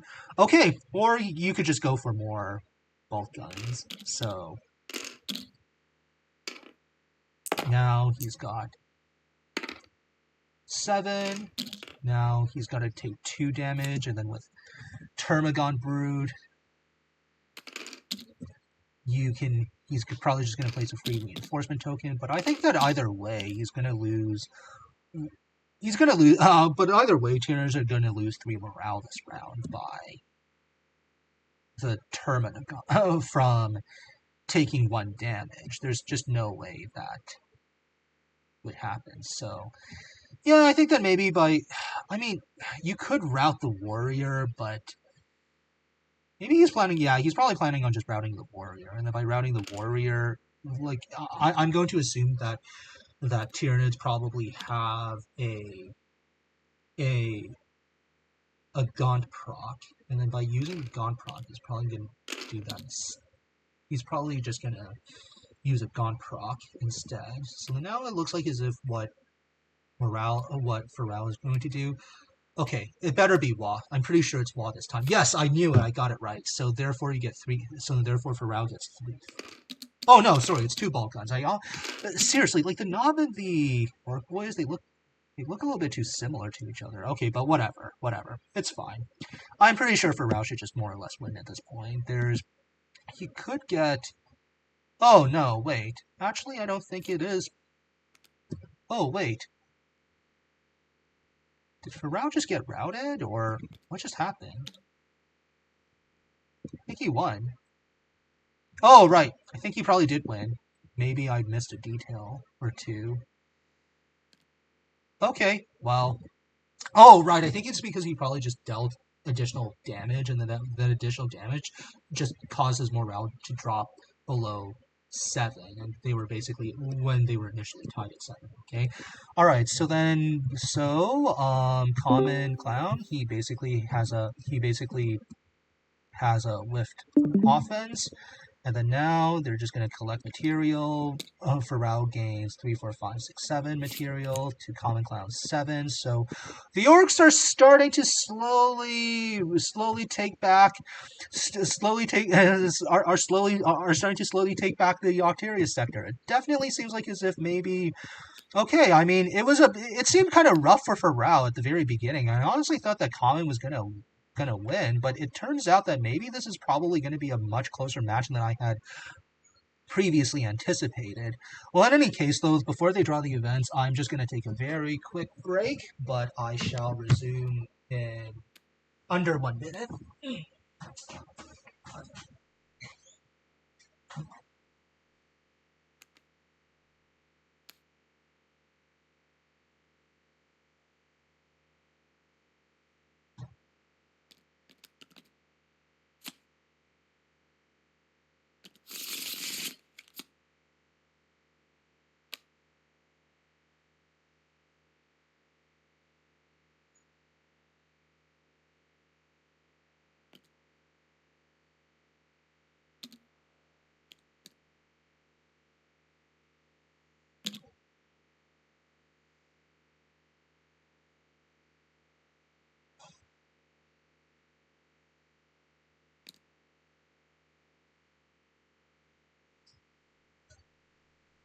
All right, I'm back.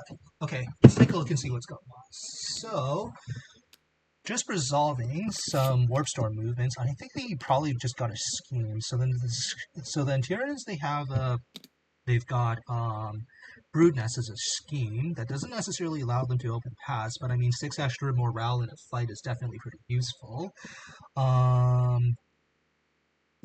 Farau, on the other hand, I'm not exactly sure what he got. Did he get? Jeez, what did he pick up? It was something. Was it this one? Was it gets them? No, okay. Well, yeah, that's what happens in casting. You just miss 1 second, and then you lose track of the entire continuity. But okay, well, whatever. We'll just go on with whatever happened at this point. And yeah. Okay. So it is now an odd numbered turn, odd numbered round. So it is Farau's turn to place his order token first. Seems like as if he's Let's take a look and see what's going to happen. Oh, I'm not exactly sure what. Yeah, this seems like a very. It seems like as if this is going to be a pretty protracted game. I wonder if Yeah, I'm not exactly sure what would happen at this point. I guess maybe Farau could probably just go for planetary control at this point, and then see where this leads. It could yeah, it could very well just be a very a bit of a constant back and forth at this point. There doesn't seem to be. I mean, I think that maybe Tyranids could get an advantage, maybe this turn, and then just start teching up to, and then start making progress towards their upper tier cards. I don't really, I, I think that at this point, Tyranids probably just need a bigger stick, and considering how static the position looks at this point, there doesn't seem to be very much choice than to start making bigger sticks. Keep in mind that Farau is a little bit constrained in terms of his ability to expand out, in terms of his ability to build more cities, because there's only one slot over here, but then this one slot can be pretty vulnerable to the Leviathan hive ship's deployment. But okay, it seems like as if maybe Tyrans are probably just going to constantly threaten um, top left. But I do think that in this case, if Tyrans want to constantly threaten top left, it's probably best if they just start teching up a little bit more. You have like orcs definitely. I mean, Tyranids definitely do have a tech slotting advantage, and it's just not so.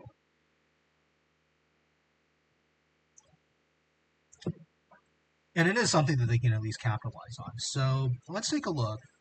All right, so Tyranids have placed yet another advanced token on top, so it could very well be a double.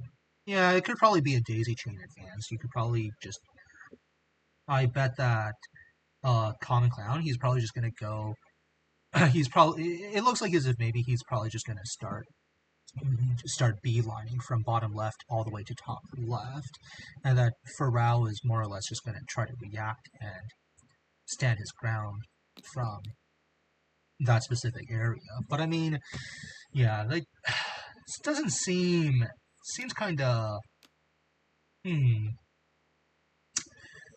yeah, yeah, I don't think it's pretty. Yeah, I think that this definitely seems like a pretty close match at this point. It doesn't really seem like as if either player really has too much of an advantage. Farao is actually defending pretty well, but the thing is, he doesn't really have very many slots left for city expand for building additional cities, and it seems like it definitely seems like as if Tyranids are probably going for some type of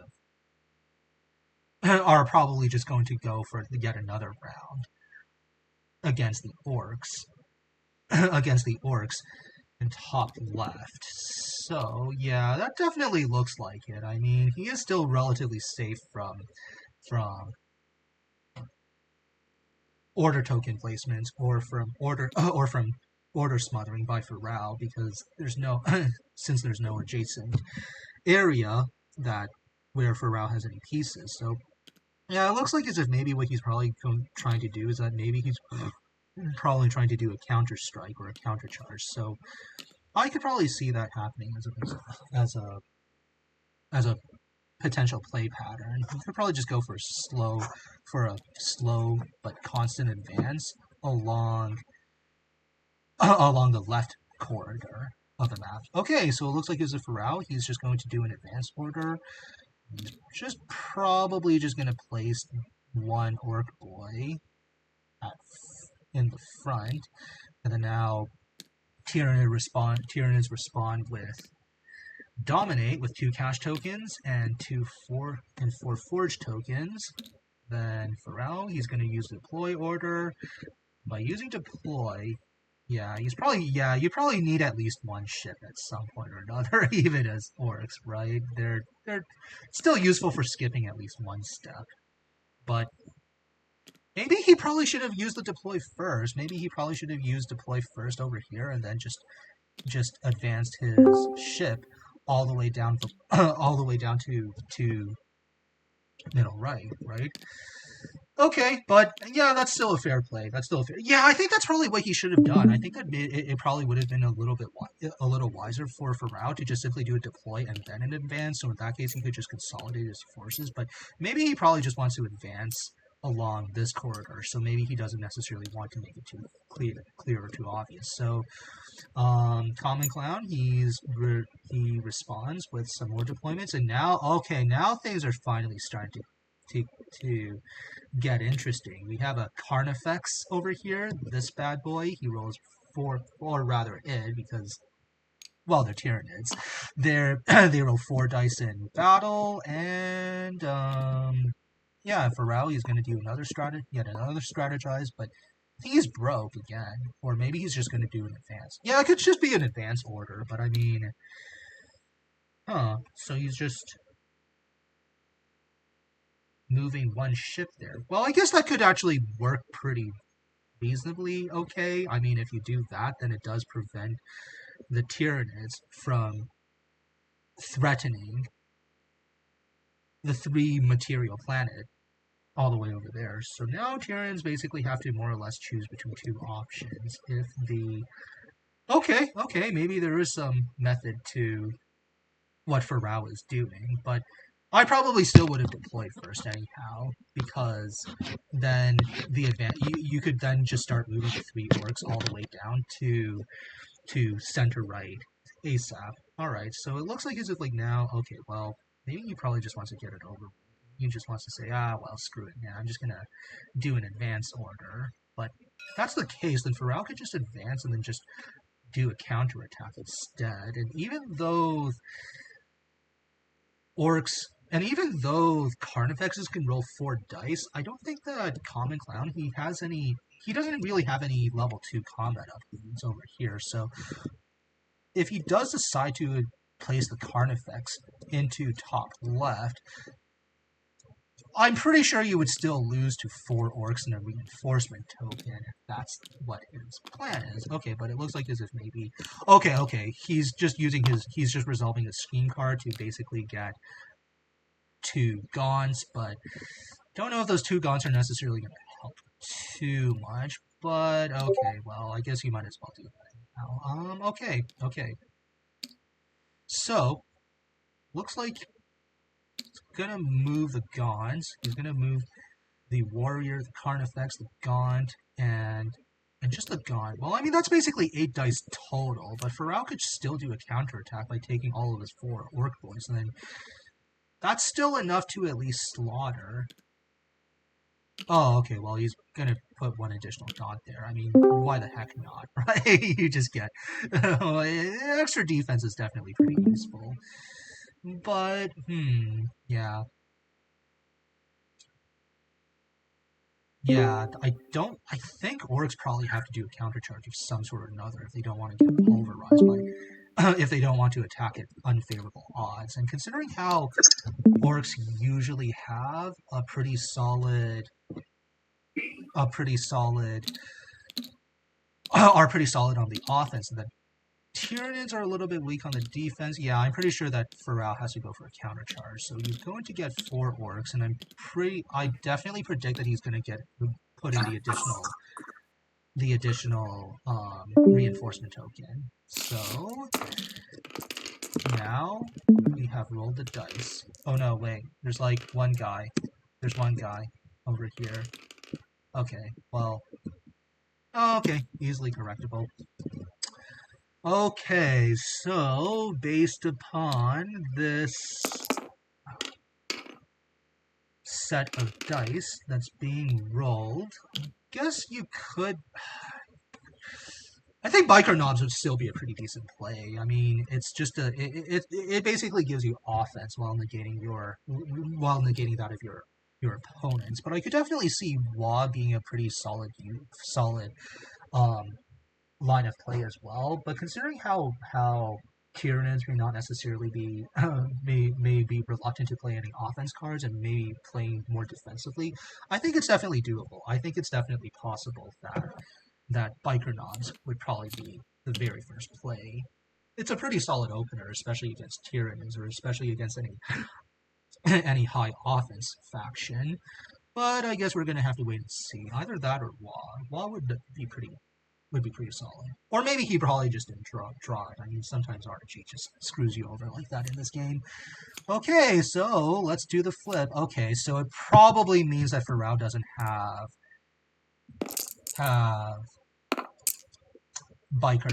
Probably did not draw biker knobs. So you must reroll all the defense, and then so must the opponent.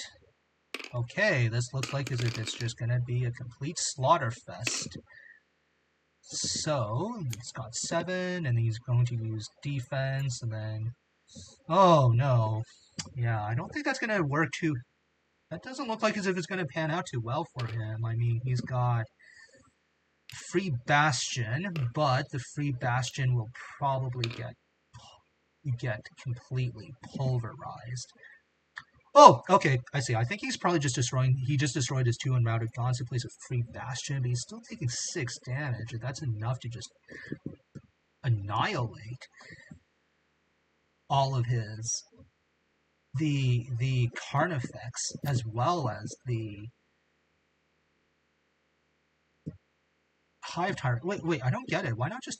Yeah, I think it would probably just be much better just to kill off the Bastion, because if that's the case, then you're basically just giving Farau extra value, and you've already, like, handed him over over 1 Bastion, so, huh. Okay. Yeah, he's probably just going to leave the Warrior, and I think he's probably just going to leave the Warrior as a form of proc, just to proc some additional abilities later on. Yeah, Tyrants are pretty fragile. They're they can definitely be pretty challenging to defeat on the offense, but I think it's just that defensively it's basically like trying to shred through wet toilet paper using a chainsaw. Like they're yeah, I don't think he's yeah, I think that's probably the only thing you get. I mean, I think that maybe, now that I think about it, maybe the best strategy that one of the more viable strategies that the orcs can possibly have, um, in the overmap is to just keep making efficient trades against the Tyranids, right? Like if you're able to sack or to destroy 5 material per battle while losing only 2 or 3 material yourself, you're making effective trades, and eventually you will probably just win by attrition. So he took 2 damage, and by taking 2 damage, he just killed off the reinforcement token, which will die anyways after battle. So yeah, I mean, Farau could more or less just take this however he wants. He could probably just play defense. He could probably just consolidate by just going for defense now, and then like, okay, okay, well that's pretty interesting. So I guess maybe he did have biker knobs after all, but then he's just forced. Oh, okay, well that's definitely an interesting line of play. I don't think I would have anticipated that. Well, he did at least get rid of 1 bolt gun, so then now he basically has a margin of safety of 3. The Tyranids, on the other hand, have morale, and then he's just going to reroll all the morale in the hopes of, in the vain hopes of probably getting something favorable. But all that ends up happening is he just ends up taking enough damage to just route the Nog, and then now he has the Orc over here. Yeah, I think that was actually a pretty good counter move by Farau. I definitely think that he made the right choice. Yeah, it seems like as if like maybe the the best plan for orcs at this point is to probably just go low, go slow, and yeah, just keep doing that. And then maybe that would be maybe orcs might be able to win in that regard. Okay, and now we have yet another battle. This time a space battle against this time a space battle again. This time a space battle. Okay, let's see what goes on. I mean, my money's definitely on the Tyranids this time, but I can still see orcs conceivably winning in some cases by at least routing the Tyranid, the Tyranid mothership. But I just don't necessarily. I don't know. I still think that the odds are definitely in favor of the Tyranids. So maybe what orcs are probably going to do is he's probably just going to. I think what orcs are probably going to do is they're probably just going to play a little bit more defensively. So it seems like as if he's going to use biker knobs, and then by using biker knobs, he is going to force a reroll on the die, and then now he's going to take. He has a buffer of 1. He has a defense buffer of 1. So, okay, well, he actually ends up routing the mothership. That's definitely a very... that was a slightly unexpected turn into events. I mean, it's possible for Orcs to actually win this if he just plays a little bit consistent, a little bit defensively. Okay, so he's going to use another Terminagon. By using Terminagon Brood, he is going to just get more bolt guns, and now he's got a Wah, and then with the Wah, he has taken 1 damage, but Orc ships are pretty resilient, not too easy to kill, so I'm pretty sure that if all he does is just play defense, then he should be able to just outright win this battle.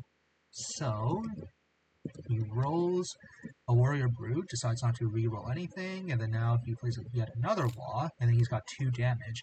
Okay, and it turns out that the Orc actually wins the space battle. It seems like as if you just shout long enough and hard enough, you can basically just get whatever you you want.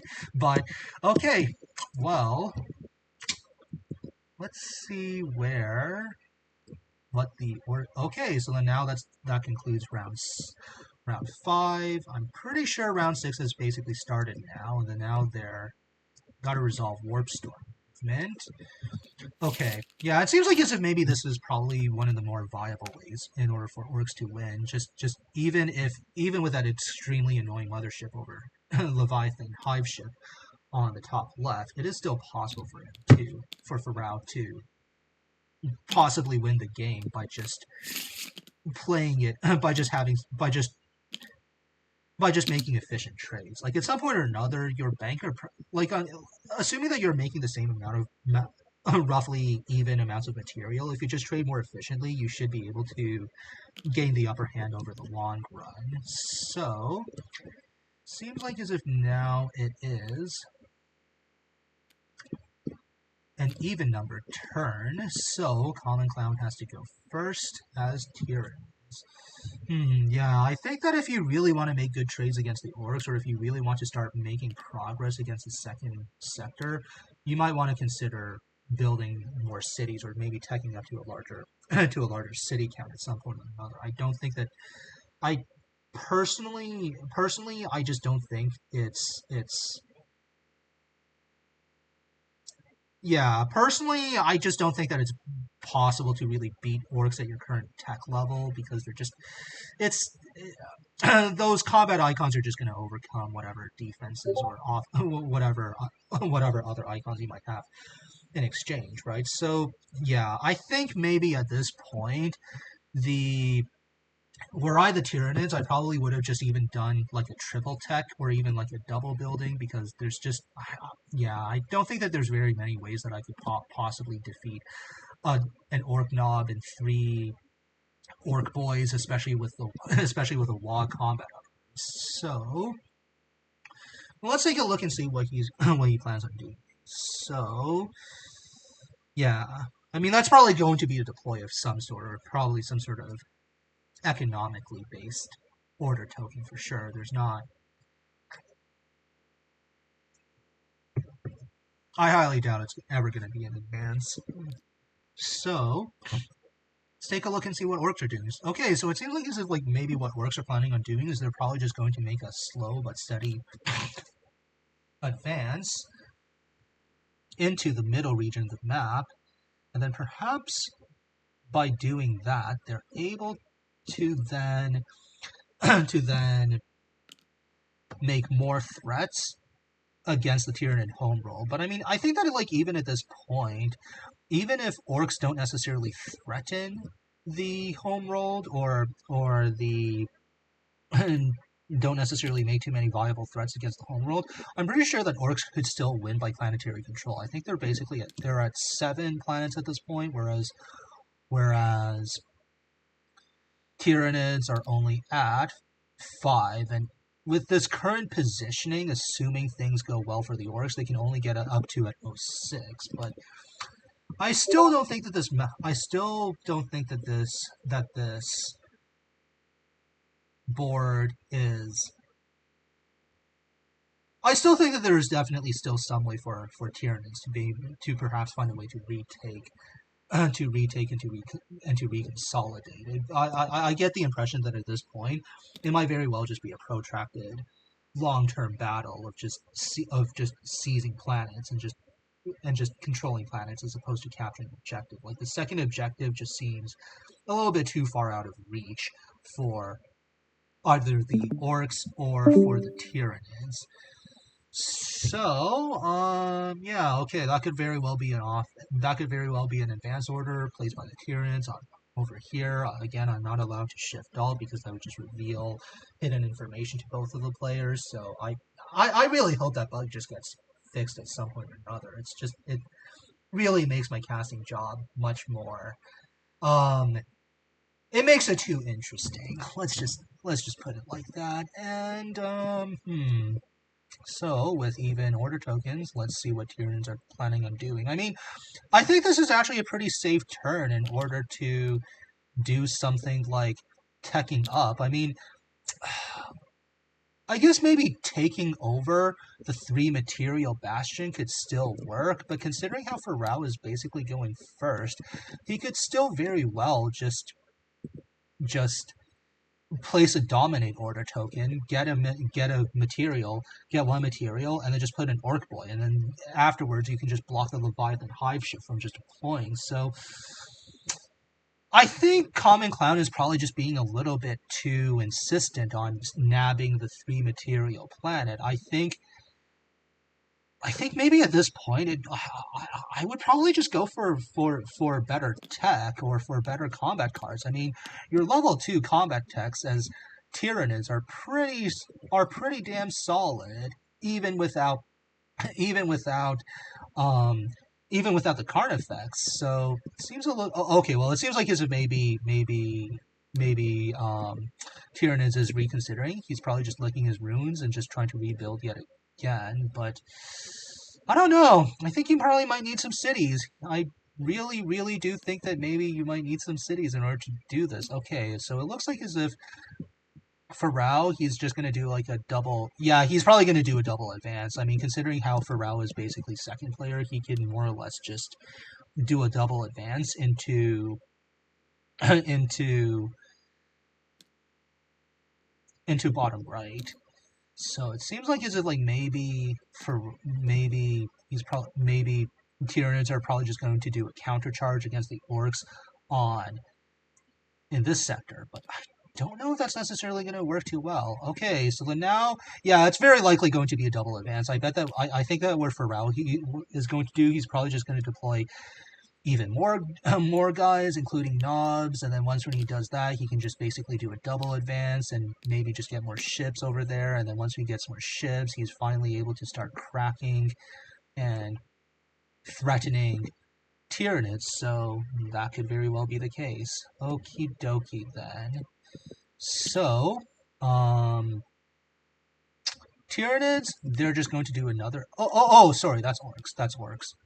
Oh, okay, wait. I think I see what he's trying to do. Okay, maybe that was not necessarily what I was anticipating. Okay, so he's probably just going to do an advance onto bottom right in the very beginning, and then maybe he's probably just going to deploy and just deploy first and then advance later onto center right. Anyways, let's take a look at the battle. So Tyranids are already taking 1 damage. It's very likely that even if Tyranids basically go for defense, Farau could just play an offense card and then. Okay, yeah. I basically called it. I called it right there. Like even if he just basically goes for pure offense, he could just win the battle right away. I mean, he's gonna have to kill off 1 orc boy anyway because he is on a 1 supply planet. So yeah, losing 1 orc boy is not really much of a big deal. And considering how well, if I must be honest, how mediocre the Tyranid combat deck is, it's just yeah. Okay, well that was that was a pretty that was a really that was a pretty easy win for the orcs. And now commonclown, he's just going to do a deploy order. Okay. Well, I mean, you could definitely do that. I mean, you could just get. Well, you could actually get a warrior, a carn. Oh, he's getting warriors. I think one Carnifex may not necessarily be bad. I mean, they're very tanky. Okay, so he is getting... No, he's just getting triple warriors and a Gaunt.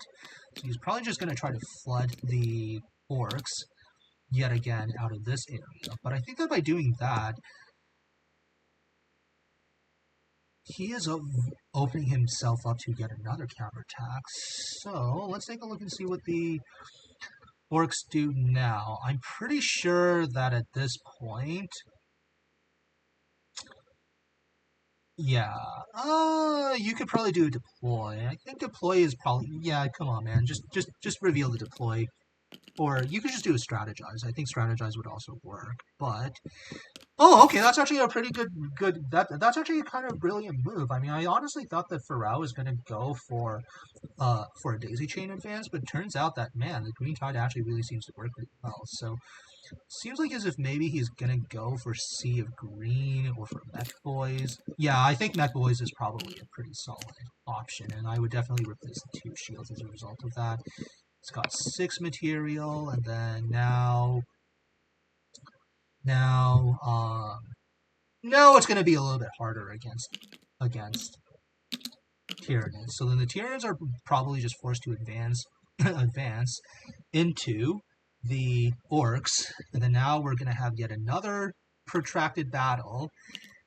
Or no, or maybe it's not a protracted battle. Maybe he probably just wants to consolidate the 2 material planets. But I mean, I think that if you really, really want to stand a chance against the orcs at this point, you might want to just consider just going all in with three warriors and a Gaunt, or maybe just at least, or maybe 2 warriors and 2 Gaunts would probably be a more optimal comp, because you do have to sack quite a few of them. Yeah, maybe 2 warriors. Yeah, I think 2 warriors and 2 Gaunts should actually be fine, especially considering how you have cards that scale with the quantity of Gaunts that you have. So I'm gonna take a look and see what happens. It seems like as if maybe he's just common. He's just deliberating. Okay, well, it probably is just going to be it's probably just going to be a full-out assault at this point. I think... I don't see what... Yeah, I don't really see that there's anything else that could be done. Okay, so it happens to be, yes, indeed, a full-on assault, and then now there are... Wait, what? Calculator's not working. Oh, okay, well, okay, now it's working. It's got 3, so I mean, yeah, I guess it is possible for Farau to possibly trade, but it seems like he's like maybe like... I'm going to anticipate that it's probably going to be Gaunt Broods or something of that sort, or something of that nature. You could very well sacrifice 2 Gaunts in order to get a Bastion. Well, let's take a look and see how it's going to pan out. Okay, so it is Termagon Brood, yep, as I called it. He's gaining 1 Bulk Gun for every unmounted Gaunt, and then afterwards he places 1 free reinforcement area, and then of course he's going to get Biker Knobs. I mean, Biker Knobs is just way too good of a card to ignore. So then now Farau, he's taking 5 damage, but he's taking 5 in exchange. Yeah, that's kinda scuffed. So then that's basically 1, 2, 4. So then, at the very least, he will get 4 additional defense for the next combat phase. But I mean, even if he takes 1 additional hit, that's kind of just more or less just game over for him at that point. He's got 5. I think 3. Yeah, I mean, it's still possible for Tyranids to perhaps win via morale, but I mean, again, Wa is still a thing, so you gotta keep that in mind. And now I think that maybe what Farau is doing, he's probably gonna pivot to defense So he's going to play Hive Tyrant. He's going to play Termagant Brood. So then, so inflicting at least 5 points of damage, and then he's going to unroute one of the warriors. But, well, maybe it is still possible it is possible for Tyranids to still win. I mean, I guess what it ultimately depends on is whether or not Farau is making the right call for this one over here. Okay, so he's taking more biker knobs, and then that's usually not necessarily a bad thing. So then now he's got a... So then now he has to reroll all 4 bolt guns. Let's take a look and see what type of results. Oh, wow, okay, that's a pretty damn solid result. At the very least, he's not really taking too much damage. He's taking 2 damage to the Tyranids, 0 damage. Okay, so...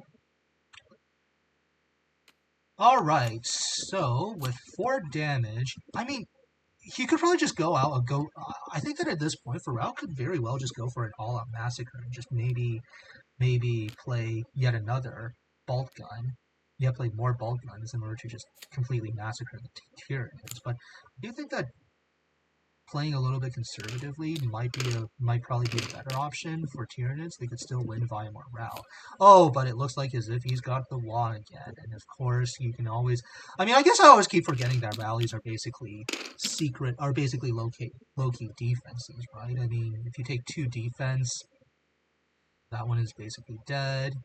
You can just route the knob, and then he has 6 morale to the Tyranid 6 morale, and then as a result of that, Farau actually wins the combat, and then Tyranids are, I think, they're more or less forced to retreat to any one of the areas from which they have come. Okay, so he is actually, okay, well, it seems like as if Farau's strategy of making cost-effective trades seems to be going well. That does appear to be his underlying strategy. Okay, and then now Farau's just building more ships. He's just getting more.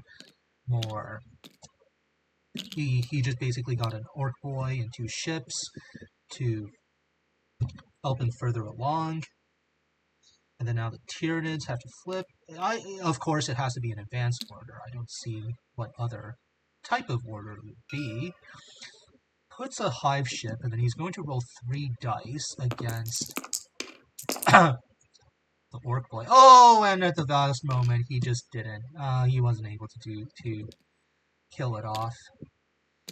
Okay, so then now Farau, he's using a strategize order, and he has not used Green Tide just yet, so he can still use an advance.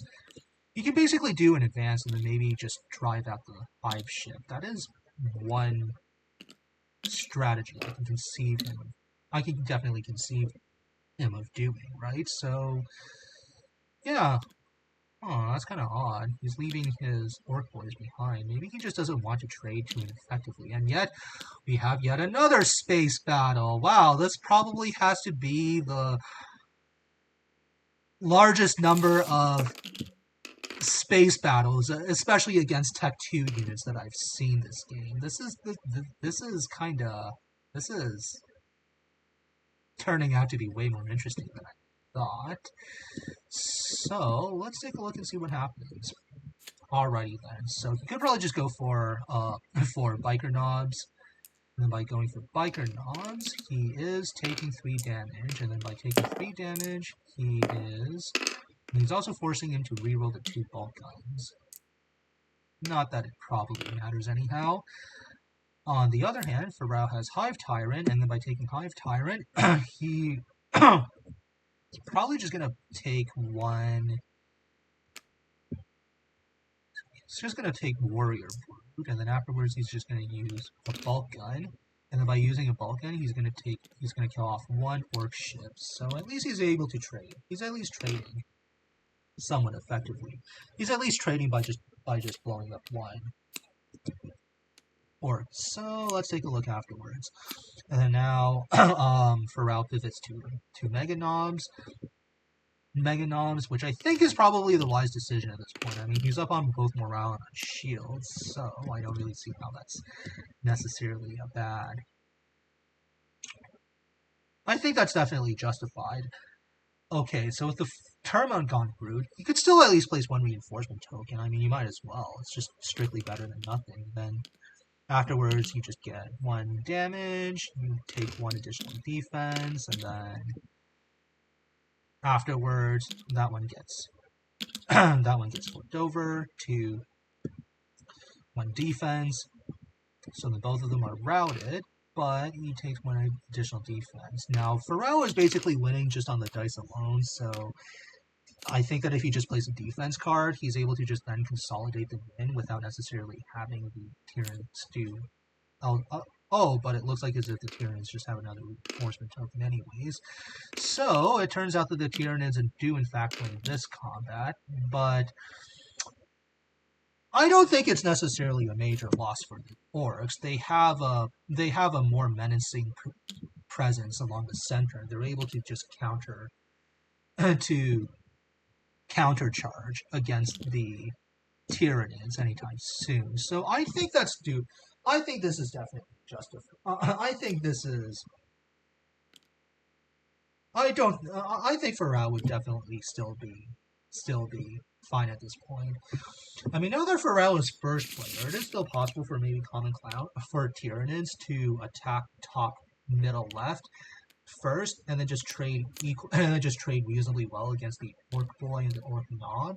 So that could very well work. But let's take a look at this. So then Orcs, they just picked Let's Get Fighting. So they're gonna place either two free boys in a. Oh, okay. Well, that definitely was a pretty useful RNG pull. I mean, you just got two free, or he just got getting those two extra orc boys.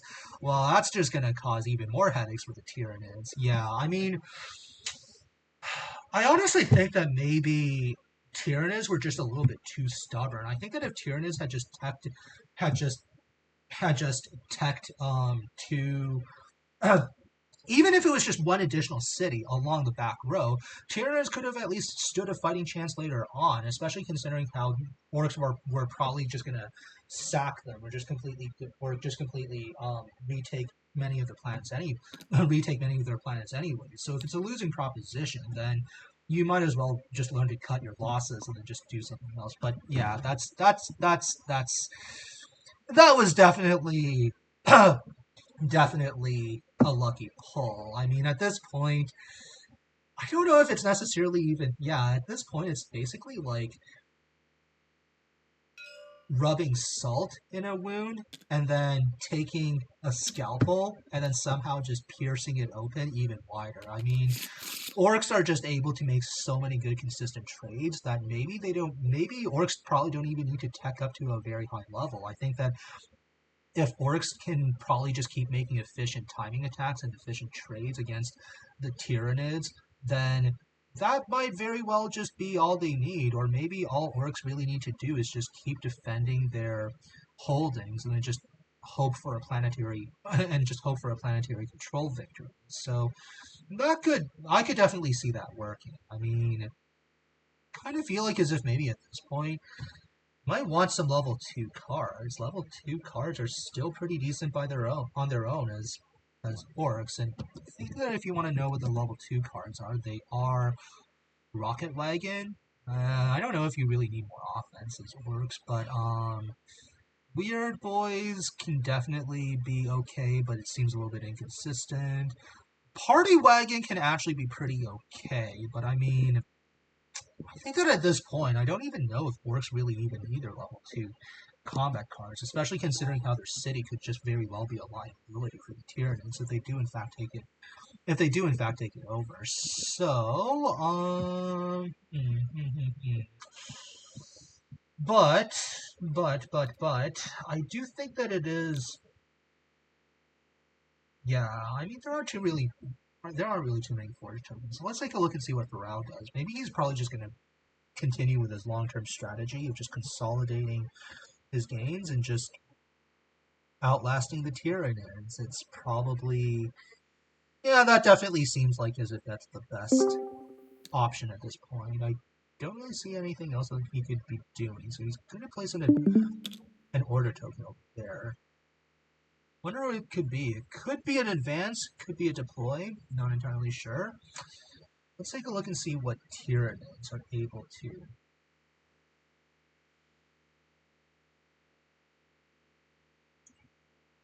Get.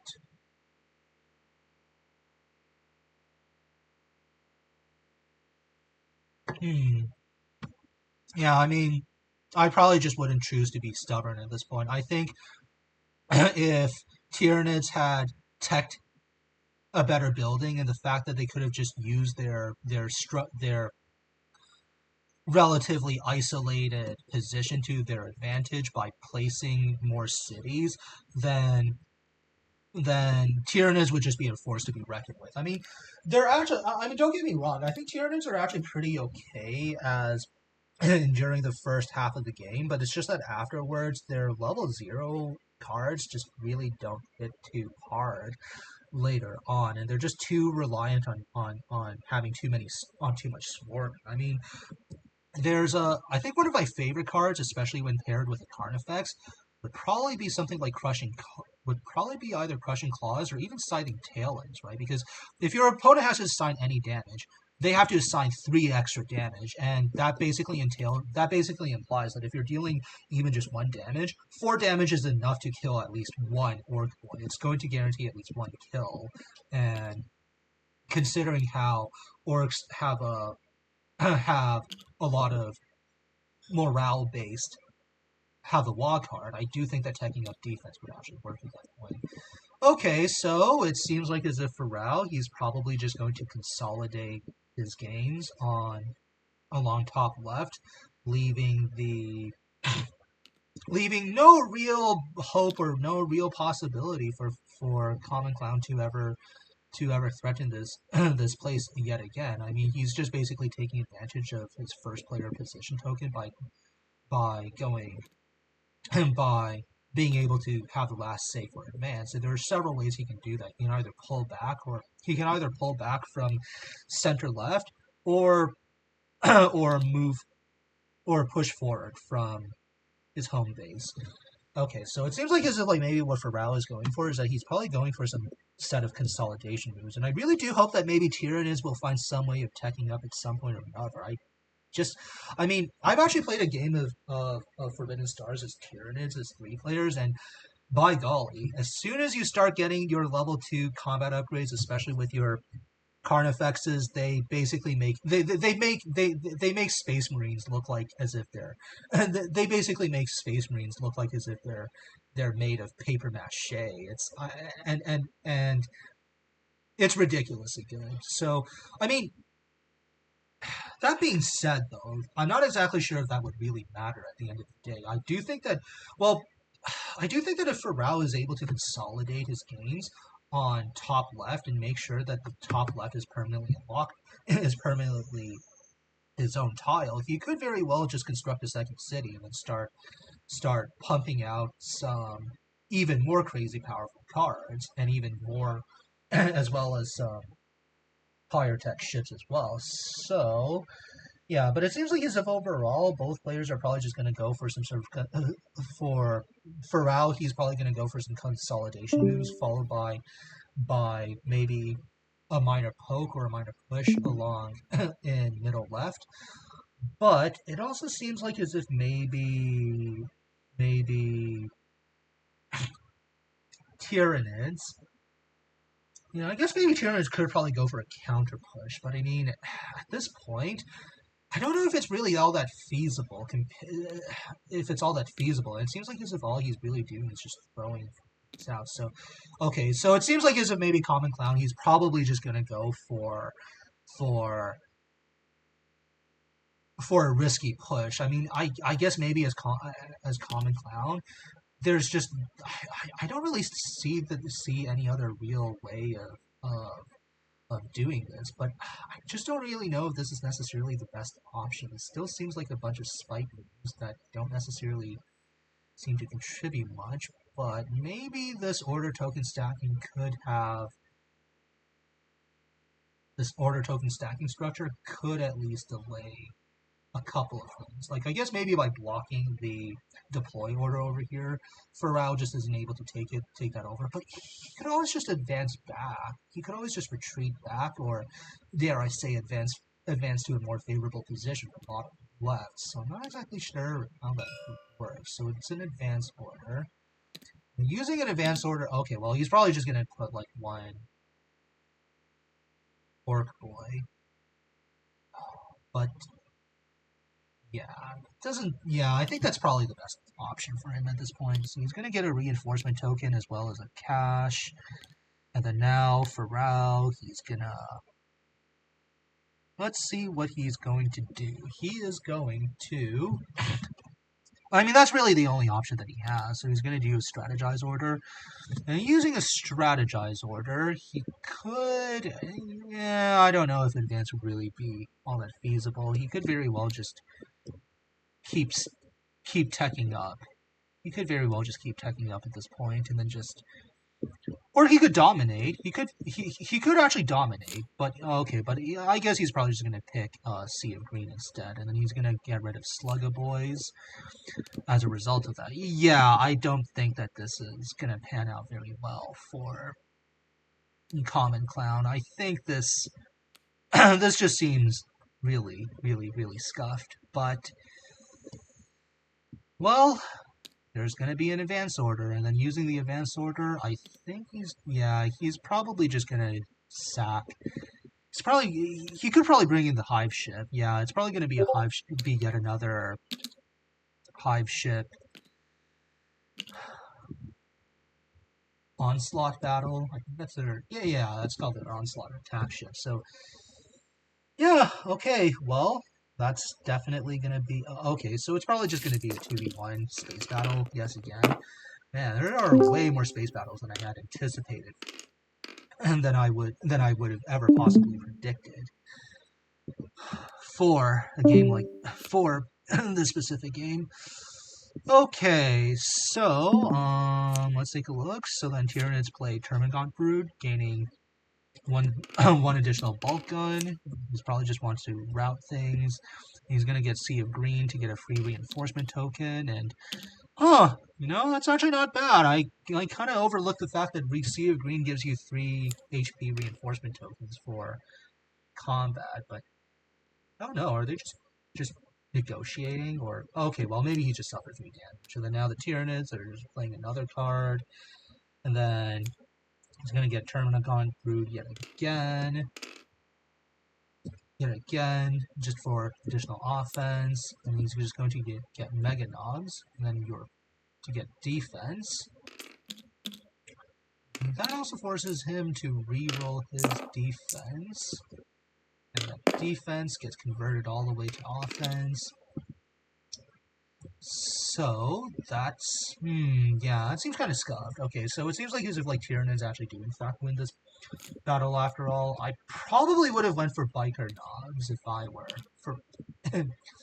were for Rao, but I mean, you don't always necessarily draw the cards that you get, right? Okay, so you get a deploy order, and then with the deploy order, let's see what he's planning on doing. I'm going to assume it's going to be a city. It better be a city, I think. Or a bastion, or a city. Yeah, I think that a city would just make more sense at this point. I mean, you might as well start progressing towards level 3. Towards level 3, or even just level 2. And then once we're able to get an even better combat deck, it's just much harder. And yet, we have yet another space battle. Wow, this is this is definitely pretty unanticipated. Oh, okay, well, I guess he's probably just moving here instead. I mean, that would block orcs from building any more ships, provided that Tyranids win. But that's a big if. But I'm still pretty curious to see how this will go at this point. So far, orcs are, in fact, suffering enough damage to get them killed. Could probably play Sea of Green in order to get better attacks. So he's got take 4. He's got Sea of Green, which basically forces him to take to get a defense. And I'm pretty sure that the defense But then the the reinforcement token just gets killed right away, and then the one additional attack goes into the onslaught attack ship. And then afterwards, there is one. Oh, okay. I think that the defense basically comes from the Devourer bioship being routed, and then now the Tyranids are basically opening up yet another onslaught. I mean, honestly, Tyranids could probably just play it safe at this point, but he could probably have another Termagon Brood too. Okay, he's got Warrior Brood instead.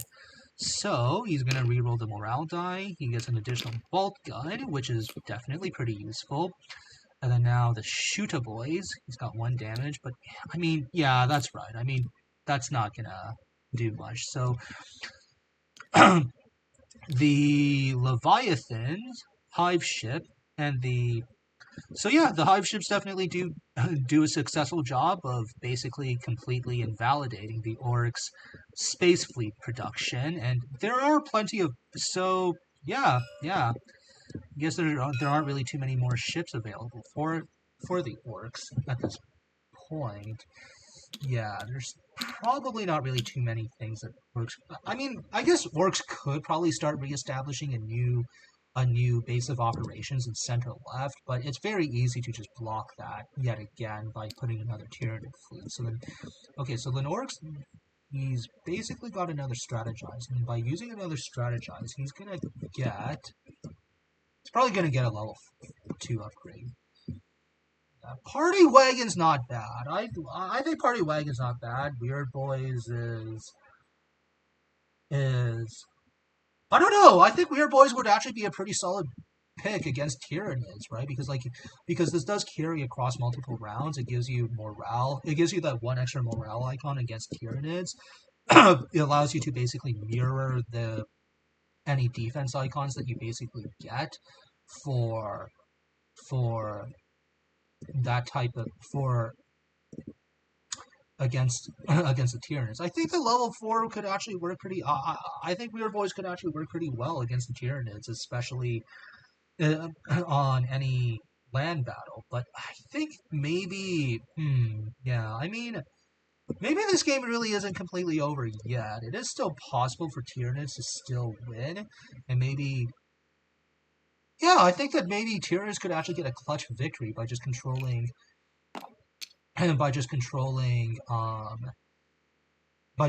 this planet and that planet, and then therefore as a result of that they get 4, 5, 6 versus no.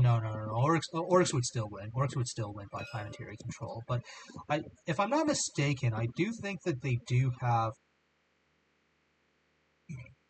that Tyranids can get mycetic spores, right? And then by getting mycetic spores, they could still seize a planet from. They could still seize the objective planet, but I mean, if it's a level 2 but if they're only getting like level 2 units, then yeah. All right, okay. So it seems like his ego is okay. Well, there you have it. There you have it. So for Farau, in a pretty nifty swing of events, takes the game, and that concludes this round. Alrighty then, I guess I shall see you later for the next game. Yeah, I probably wouldn't really. Yeah, I think that at this point there's not really very much that Tyranids could really do. Even if they do manage to seize 2 clans successfully, they would just still lose by concession.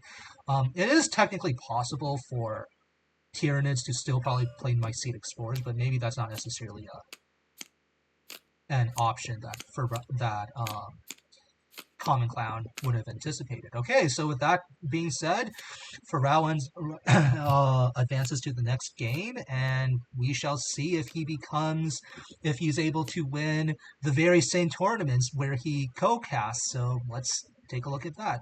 All right.